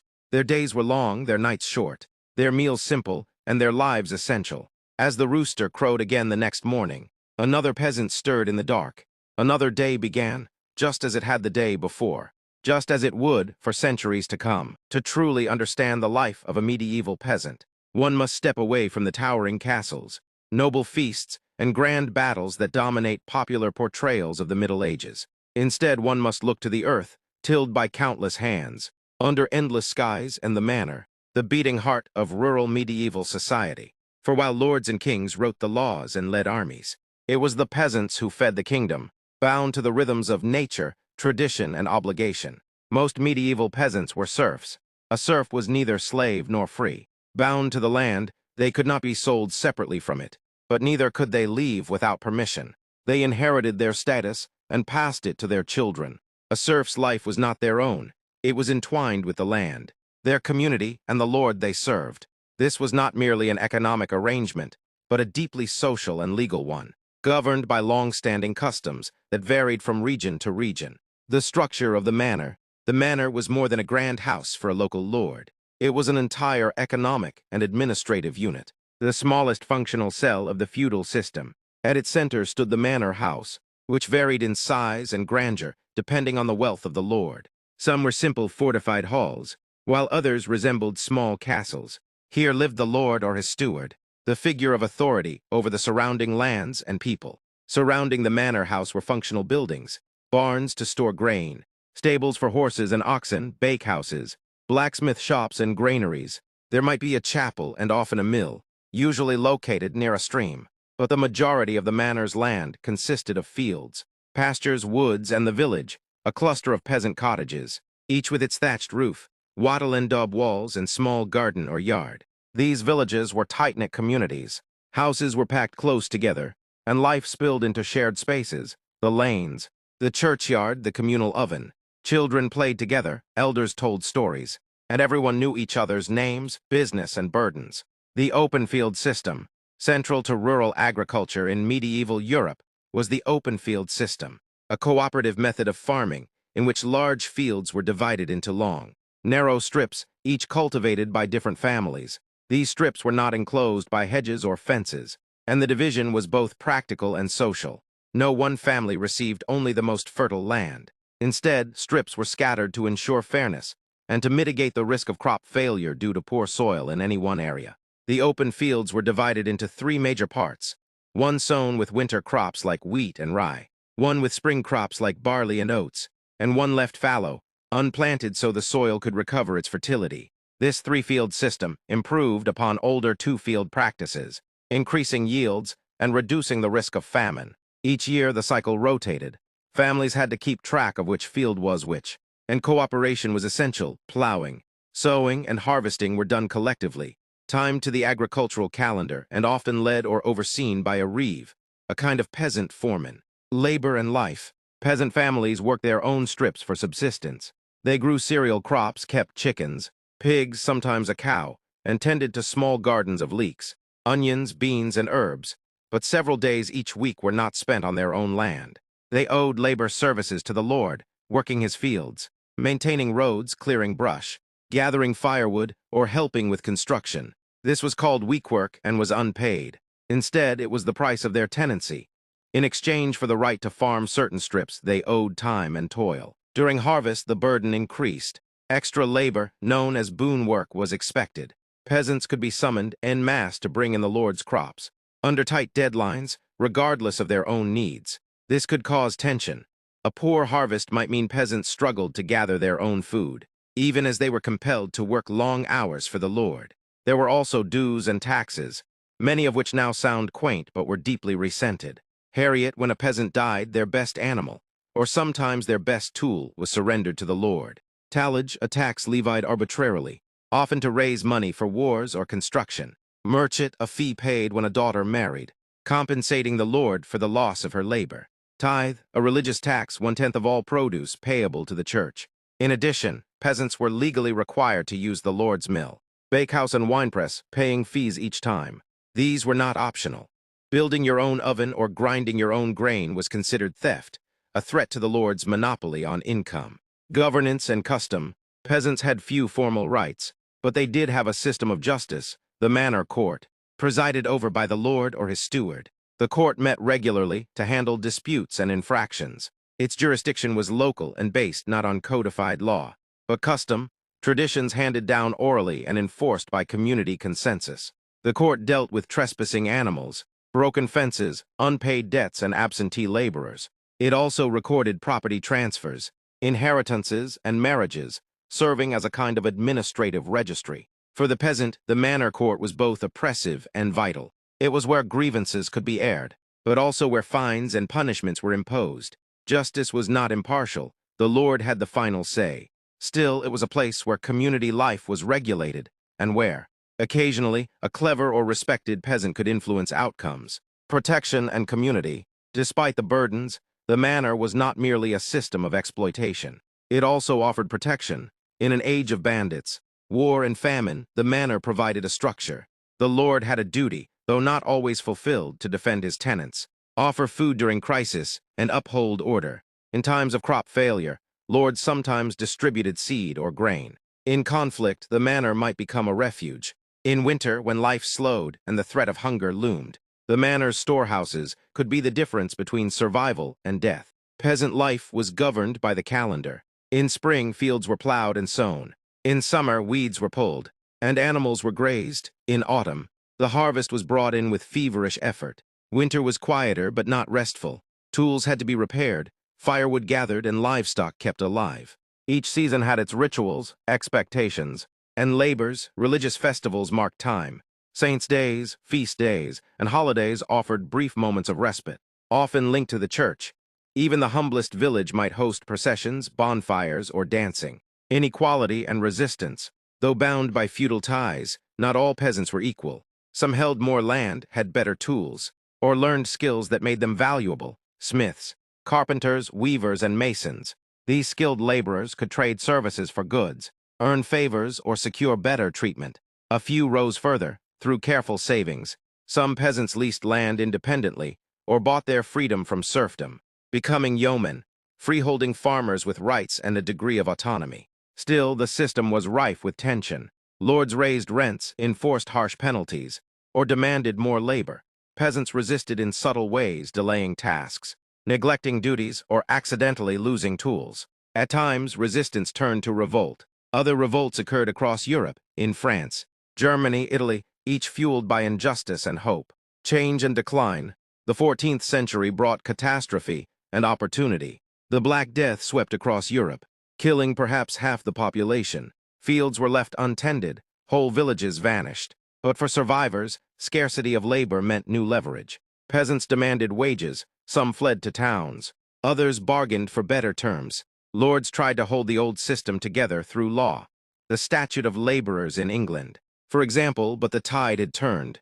Over time, serfdom declined. In England, by the 15th century, it was largely gone. In Western Europe, wage labor and tenant farming became more common. In Eastern Europe, however, serfdom endured, or even worsened, into the early modern era. The manor system faded, replaced by new forms of agriculture, commerce, and land ownership, but its shadow lingered in the landscape, in the names of fields and villages, and in the collective memory of struggle. Legacy. For centuries, the manor was the world of the peasant. It shaped their work, their relationships, their hopes and fears. It was a world of obligation, yes, but also of cooperation, tradition, and quiet resilience. Though often overlooked by chroniclers and poets, the peasants' labor underpinned everything. Without their grain, wool, meat, and taxes, no castle could be built, no army sustained, no cathedral raised. They were anonymous in their time, but they were the foundation, the daily, unseen, unrecorded work of the many men. Women and children bent over fields, fed the kingdoms, paid the priests, and endured the storms of history. The manor, with all its injustice and intimacy, was not just a system, it was a way of life. A place of suffering, yes, but also of survival, of continuity, of quiet, stubborn dignity. In the soil they tilled, and the customs they upheld, the peasants of medieval Europe shaped the world more than history has ever admitted. In the world of the medieval peasant, life was not lived in isolation, but in tight, often cramped quarters where the boundaries between public and private were virtually non-existent. The peasant household was a nucleus of survival, labor, socialization, and faith. The very structure of the home reflected the priorities of the people who lived within it. Most peasant homes were simple structures made of wattle and daub, woven sticks plastered with a mixture of clay, straw and animal dung, and thatched roofs.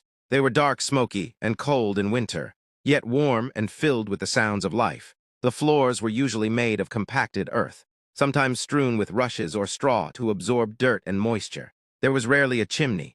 Smoke from the hearth escaped through a hole in the roof or a small window, blackening the ceiling over time.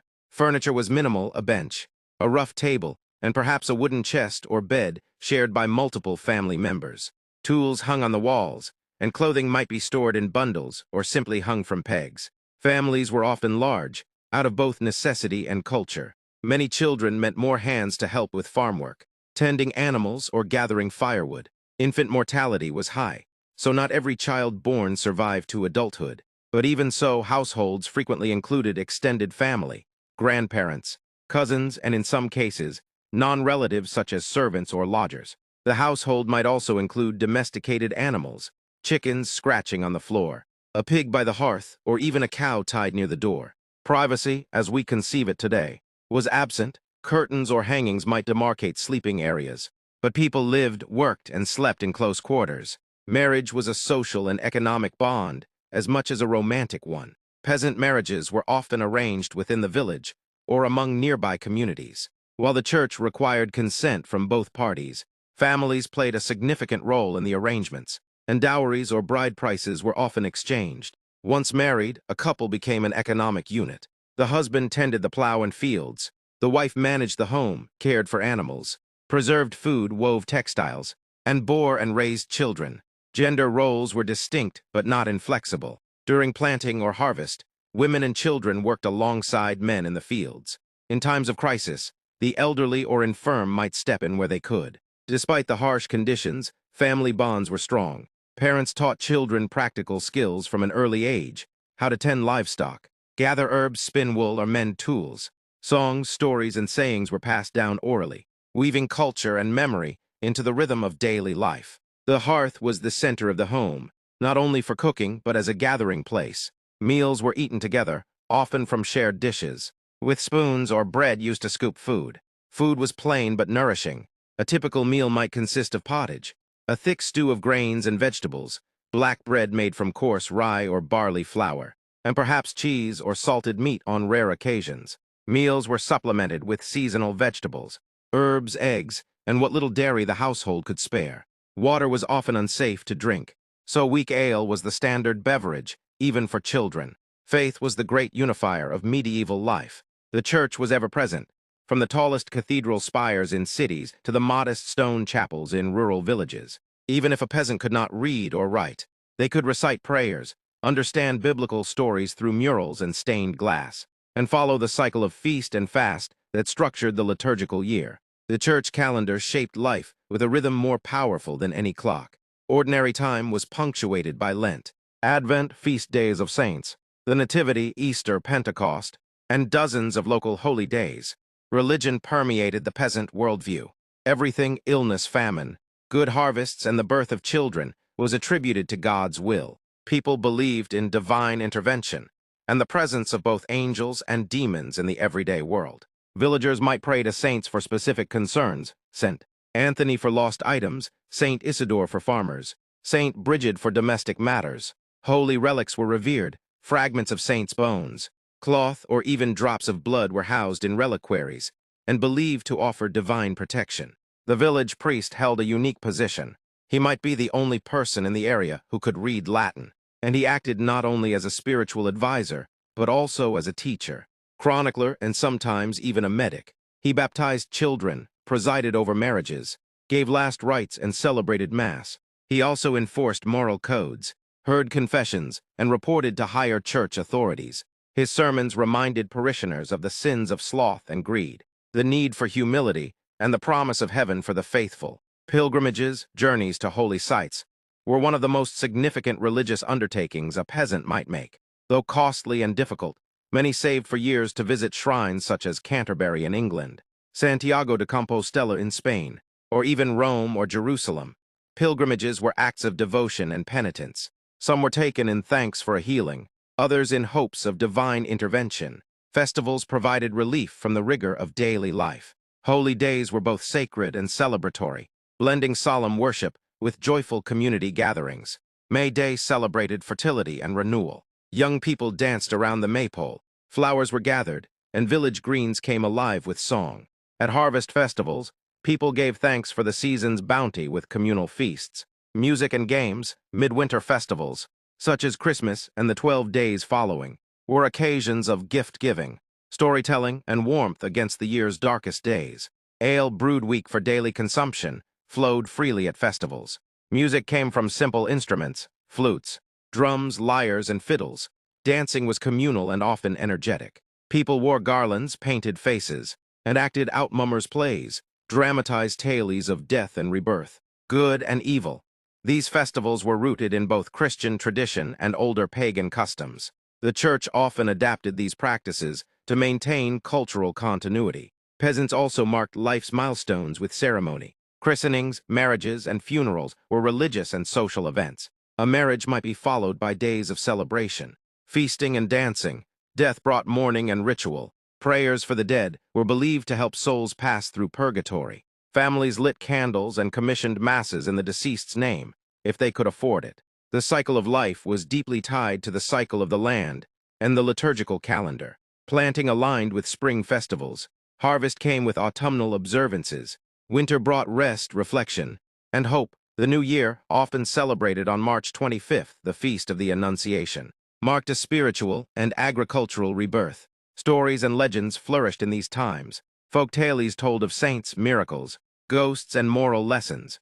Oral tradition preserved history in song and story, the exploits of King Arthur, Robin Hood, or local heroes. Some stories had pagan origins, wrapped in Christian symbolism.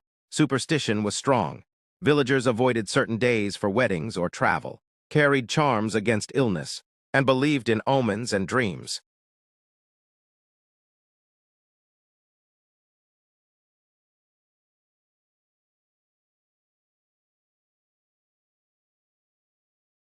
Community was essential. The village was a web of relationships forged through birth, marriage, labor, and faith. Neighbors helped each other with difficult tasks, building houses, bringing in crops, nursing the sick. Disputes were inevitable, but the social fabric depended on cooperation. Festivals and faith served to reinforce these bonds. Guilds and fraternities also played a role. In larger villages and towns, craftsmen and laborers might belong to religious guilds, associations dedicated to a patron saint. These provided social support, mutual aid, and hosted special feasts. Women sometimes formed their own groups around charitable or devotional purposes. For children, life was harsh but not without joy. Games were played with balls, hoops, sticks, and improvised toys. Rhymes and riddles were passed from older to younger siblings. Education, if it occurred, came from the priest or monastery schools, though most peasant children learned through observation and participation in family work. Though life was bounded by toil, it was not devoid of beauty or laughter. The change of seasons brought variety. Love and humor found expression in songs and proverbs. People sang as they worked, and children played by the hedgerows. Festivals were moments of magic when the ordinary was suspended, and everyone, from the poorest cotter to the wealthiest villager, shared in the joy. Seasonal festivals often included contests and sporting games, wrestling, archery, sack races, or tug-of-war. In some areas, villagers elected a lord of misrule during Christmas or midsummer, someone to preside over festivities in a playful inversion of social order. These brief suspensions of hierarchy allowed people to laugh, release tension, and reinforce community through shared humor. In sum, the life of a medieval peasant was shaped not only by obligation and hardship, but also by the richness of community, the structure of faith, and the rhythm of celebration. Family, faith, and festivals offered purpose and solace, vital pillars in a world where survival was uncertain. But belonging was sure. This deeply interconnected existence, though alien to modern sensibilities, reveals a humanity as complex and vibrant as our own, rooted in the soil, lifted by prayer and carried forward by song. Let's take a long, slow walk through the fields of myth and misunderstanding. When we look back at the medieval world, especially at the lives of peasants, we often do so through a distorted lens. Centuries of storytelling, misrepresentation in books, films, and pop culture have built up an image of the peasant that is often simplistic, and sometimes outright wrong. So let's gently sweep those misconceptions aside. One by one, no sudden movements, just soft steps and quiet thoughts. The myth of the dirty peasant. Perhaps the most common misconception about medieval peasants is that they were filthy, covered in grime, unwashed, permanently smelly. In truth, hygiene was much more important to them than we often assume. Cleanliness wasn't just about comfort, it had moral, social, and spiritual dimensions. In Christian Europe, cleanliness was associated with godliness. Being clean wasn't just pleasant, it was virtuous. Now they didn't have hot showers or indoor plumbing, no foaming hand soaps or eucalyptus-scented shampoos. But medieval people bathed more often than you might think. When the weather was warm, they washed in rivers, lakes, and ponds. In the colder months, they used wooden tubs filled with heated water when they could manage it. Soap made from animal fat and wood ash was rough but functional. And while it wouldn't leave you smelling like lilacs, it did the job.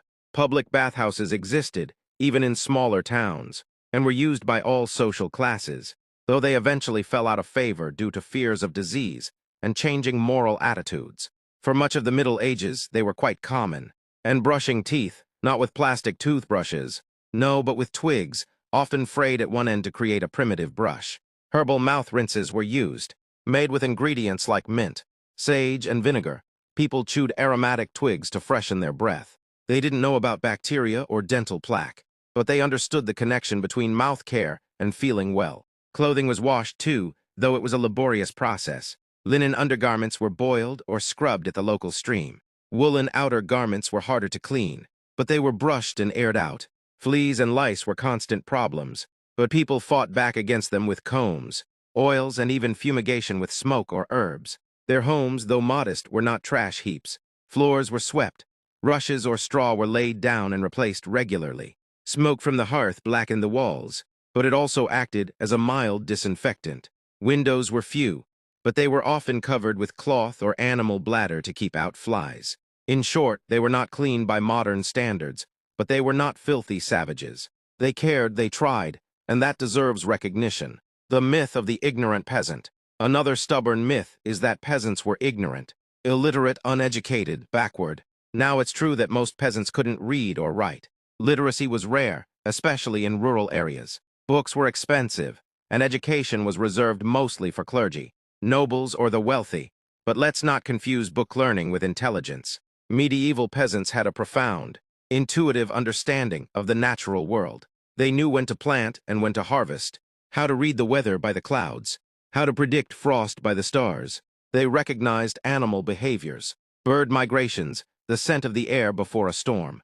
This knowledge wasn't written down, but it was passed from generation to generation, orally, patiently over the years. And there was wisdom in the old stories. Folklore was not just entertainment. It taught lessons, preserved memory, explained the mysteries of the world. Riddles, songs, proverbs, and tales carried the values and insights of centuries. Peasants might not have had books, but they had libraries, vast ones in the minds of their elders. Monks and nobles may have scoffed at peasant superstitions, but those so-called superstitions often carried practical truths. Don't plant after a frost. Don't drink from a stream after a thunderstorm. Watch the bees, watch the cows. Trust the old woman who remembers the famine 30 years ago. And let's not forget the cleverness involved in daily survival. Making clothing from wool, weaving baskets, brewing ale, building carts, repairing tools, trading goods, avoiding taxes, dodging conscription, knowing who to trust and who not to in a village of 50 people. This was a different kind of intelligence, not written but spoken, not academic but ancestral. The myth of the monolithic peasant class. We tend to speak of peasants as if they were all the same, a single gray, shapeless mass. But this is far from the truth. The term peasant covers a broad swath of medieval society. Within it, there were sharp divisions in wealth, status, and freedom. There were landholding peasants, sometimes called yeomen in England, who owned their plots and lived with a measure of independence. These were often hardworking, respected members of the community. They hired laborers, traded goods, and might even accumulate savings. Then there were villeins, bound to the land under the feudal system. They worked their lord's fields, paid rents or provided services, and couldn't leave without permission. But even within this group, there was variation. Some had larger holdings, better livestock, or lighter obligations than others. At the bottom were cotters and bordars, those with tiny plots or no land at all. Some worked as day laborers, others as servants, shepherds, or mill hands. These people were the most vulnerable to hunger, disease, and misfortune. And even here, not all was static. Some peasants escaped the countryside and moved to growing towns. Others saved money, bought land, or gained favor with the local lord.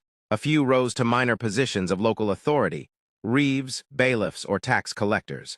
Life was not frozen, it changed. Slowly, yes, but meaningfully. The Black Death in the 14th century upended the social order, wiping out huge portions of the population and giving survivors more bargaining power. Wages rose, mobility increased. Laws were passed to try to force people back into their roles, and many simply ignored them. In short, the peasant class was not a monolith. It was a spectrum, from those clinging to subsistence to those living with modest comfort. Their lives were shaped by fortune, family, politics, and time, just like ours. The myth of the joyless life. Some believe medieval peasants led lives of endless toil. No joy, no rest, no beauty. And yes, life was hard, but it was not unrelenting misery. There were feasts and festivals, days off for saints and holy days, weddings, births, seasonal celebrations. The rhythms of the year were punctuated by moments of joy, harvest festivals, May Day dances, midsummer bonfires, Christmas feasts. Music and song were constant companions. People played fiddles, flutes, drums, and bagpipes. They sang as they worked, as they rested, as they drank. Dancing was a communal affair in barns, in courtyards, in the open fields. And beauty, it was everywhere. In the changing sky, the blooming hedgerows, the sparkle of frost on a roof, the stories told by firelight, the embroidery on a homespun tunic, the color of a ribbon at a market fair. Love existed, so did laughter. People cared for their children. They comforted the sick. They honored their dead. They prayed. They hoped. We must not let hardship erase humanity. The myth of passive acceptance. Another myth suggests that peasants meekly accepted their lot, that they never questioned authority, that they trudged through life without protest. But history tells a different story. Peasants did rise, they rebelled. In France, the Jacquerie of 1358 saw angry peasants storming castles.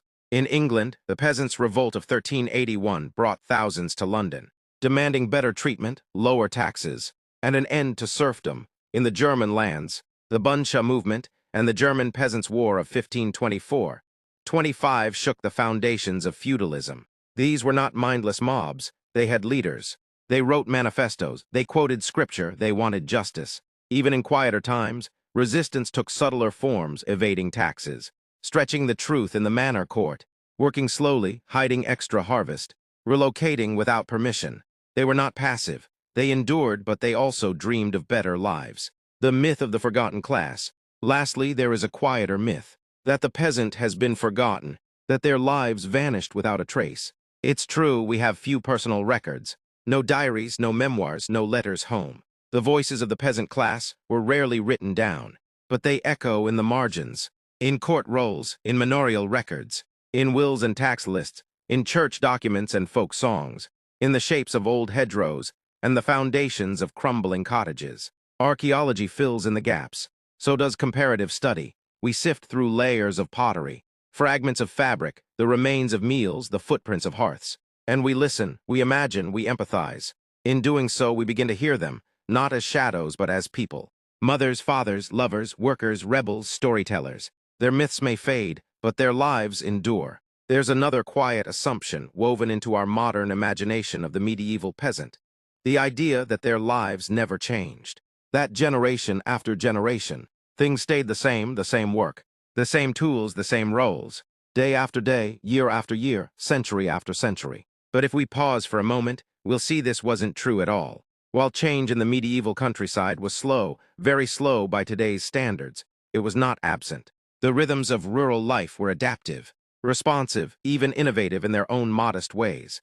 Take tools, for example, the heavy plow, or caruca, introduced into parts of northern Europe around the 9th century, allowed deeper tilling of heavier clay soils. This wasn't just a technical detail.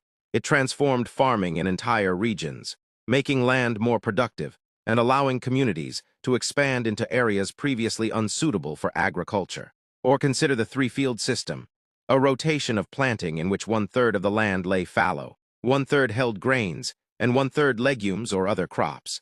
This was not universal, but where it spread, it boosted yields and improved diets. More food meant more people meant change. Architecture evolved, too. Early medieval peasant homes were simple post-in-ground huts with thatched roofs and open hearths. By the later Middle Ages, these structures became more stable. Stone foundations were added, chimneys emerged, windows appeared. The homes grew with the families. Markets also expanded, trade routes opened. New crops were introduced, from hardier grains to fruits, herbs and spices that filtered into peasant cooking from distant lands. Even something as simple as the return of Roman-style millstones changed how bread was made. Finer flour, better loaves.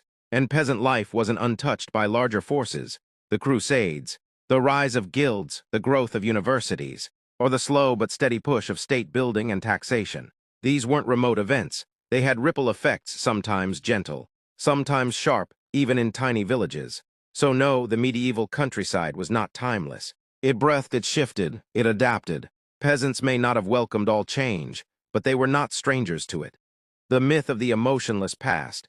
Sometimes we view people of the past as emotionally muted, as though grief, love, joy, or longing were somehow less powerful in medieval hearts than in our own. We imagine peasants as hardened by survival, dulled by repetition, resigned to their fates. But we need only look, gently, into the fragments they left behind to see this myth unravel. In the lullabies sung to children, in the morning rituals for lost infants, in the love poems scrawled by farmhands, in the quiet prayers offered for good harvests, safe travels, or the recovery of a sick loved one.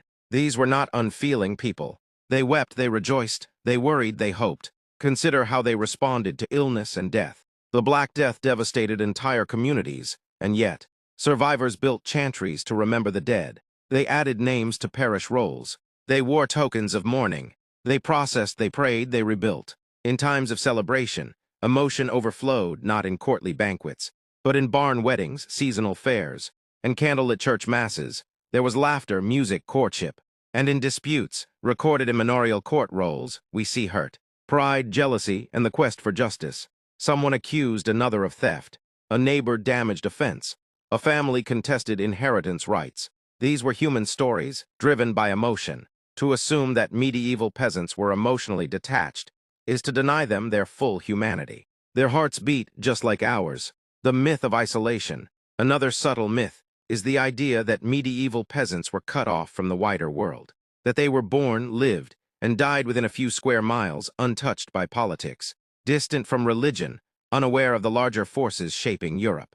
Certainly, travel was rare for most. Many people never saw the sea or a city. But isolation is not the same as disconnection. Religion connected peasants to a wider spiritual and cultural world. Through the church, they learned about saints and martyrs from distant lands. They celebrated festivals tied to Rome and Jerusalem. Pilgrims might pass through, carrying stories and relics. Monks preached about sins and salvation, weaving local life into cosmic drama. Royal taxes and decrees reached even the smallest manors. Wars drew men into conscription. Rebellions flared, kings rose and fell, and the news slowly, roughly, traveled on foot, by cart, by word of mouth. Markets were hubs of information. Merchants told tales. Foreign goods, even tiny things like beads or fabrics, carried echoes of faraway places. A piece of copper from a distant mine a comb made in a town 100 miles away. Some peasants themselves traveled. Not all, of course, but more than we often think. Women married into other villages. Men sought seasonal work. Laborers moved after the Black Death when labor shortages offered better terms. Some ran away, seeking anonymity in cities. The medieval peasant world was rooted, but not sealed. It had windows, it had doors. The myth of the nameless mass. Finally, there is the myth of anonymity. The idea that medieval peasants were all the same. A gray wave of indistinct people, nameless, faceless, forgotten. But the record where it survives gives us names. And when we find a name, we find a person. A man named Wolfgar, fined for grazing his sheep in the Lord's field. A woman named Beatrice, who brewed ale without a license and sold it to her neighbors. A girl named Alice, mentioned in the records for helping midwives. A reeve named Henry, trusted by both lord and villeins. These names matter. They were spoken aloud, remembered by children, carved into tombstones or scribbled into margins. They remind us that every peasant was a person with their own story, their own thoughts, their own worries at the end of a long day. They lived, they mattered, and though time has blurred their faces, it has not erased them entirely.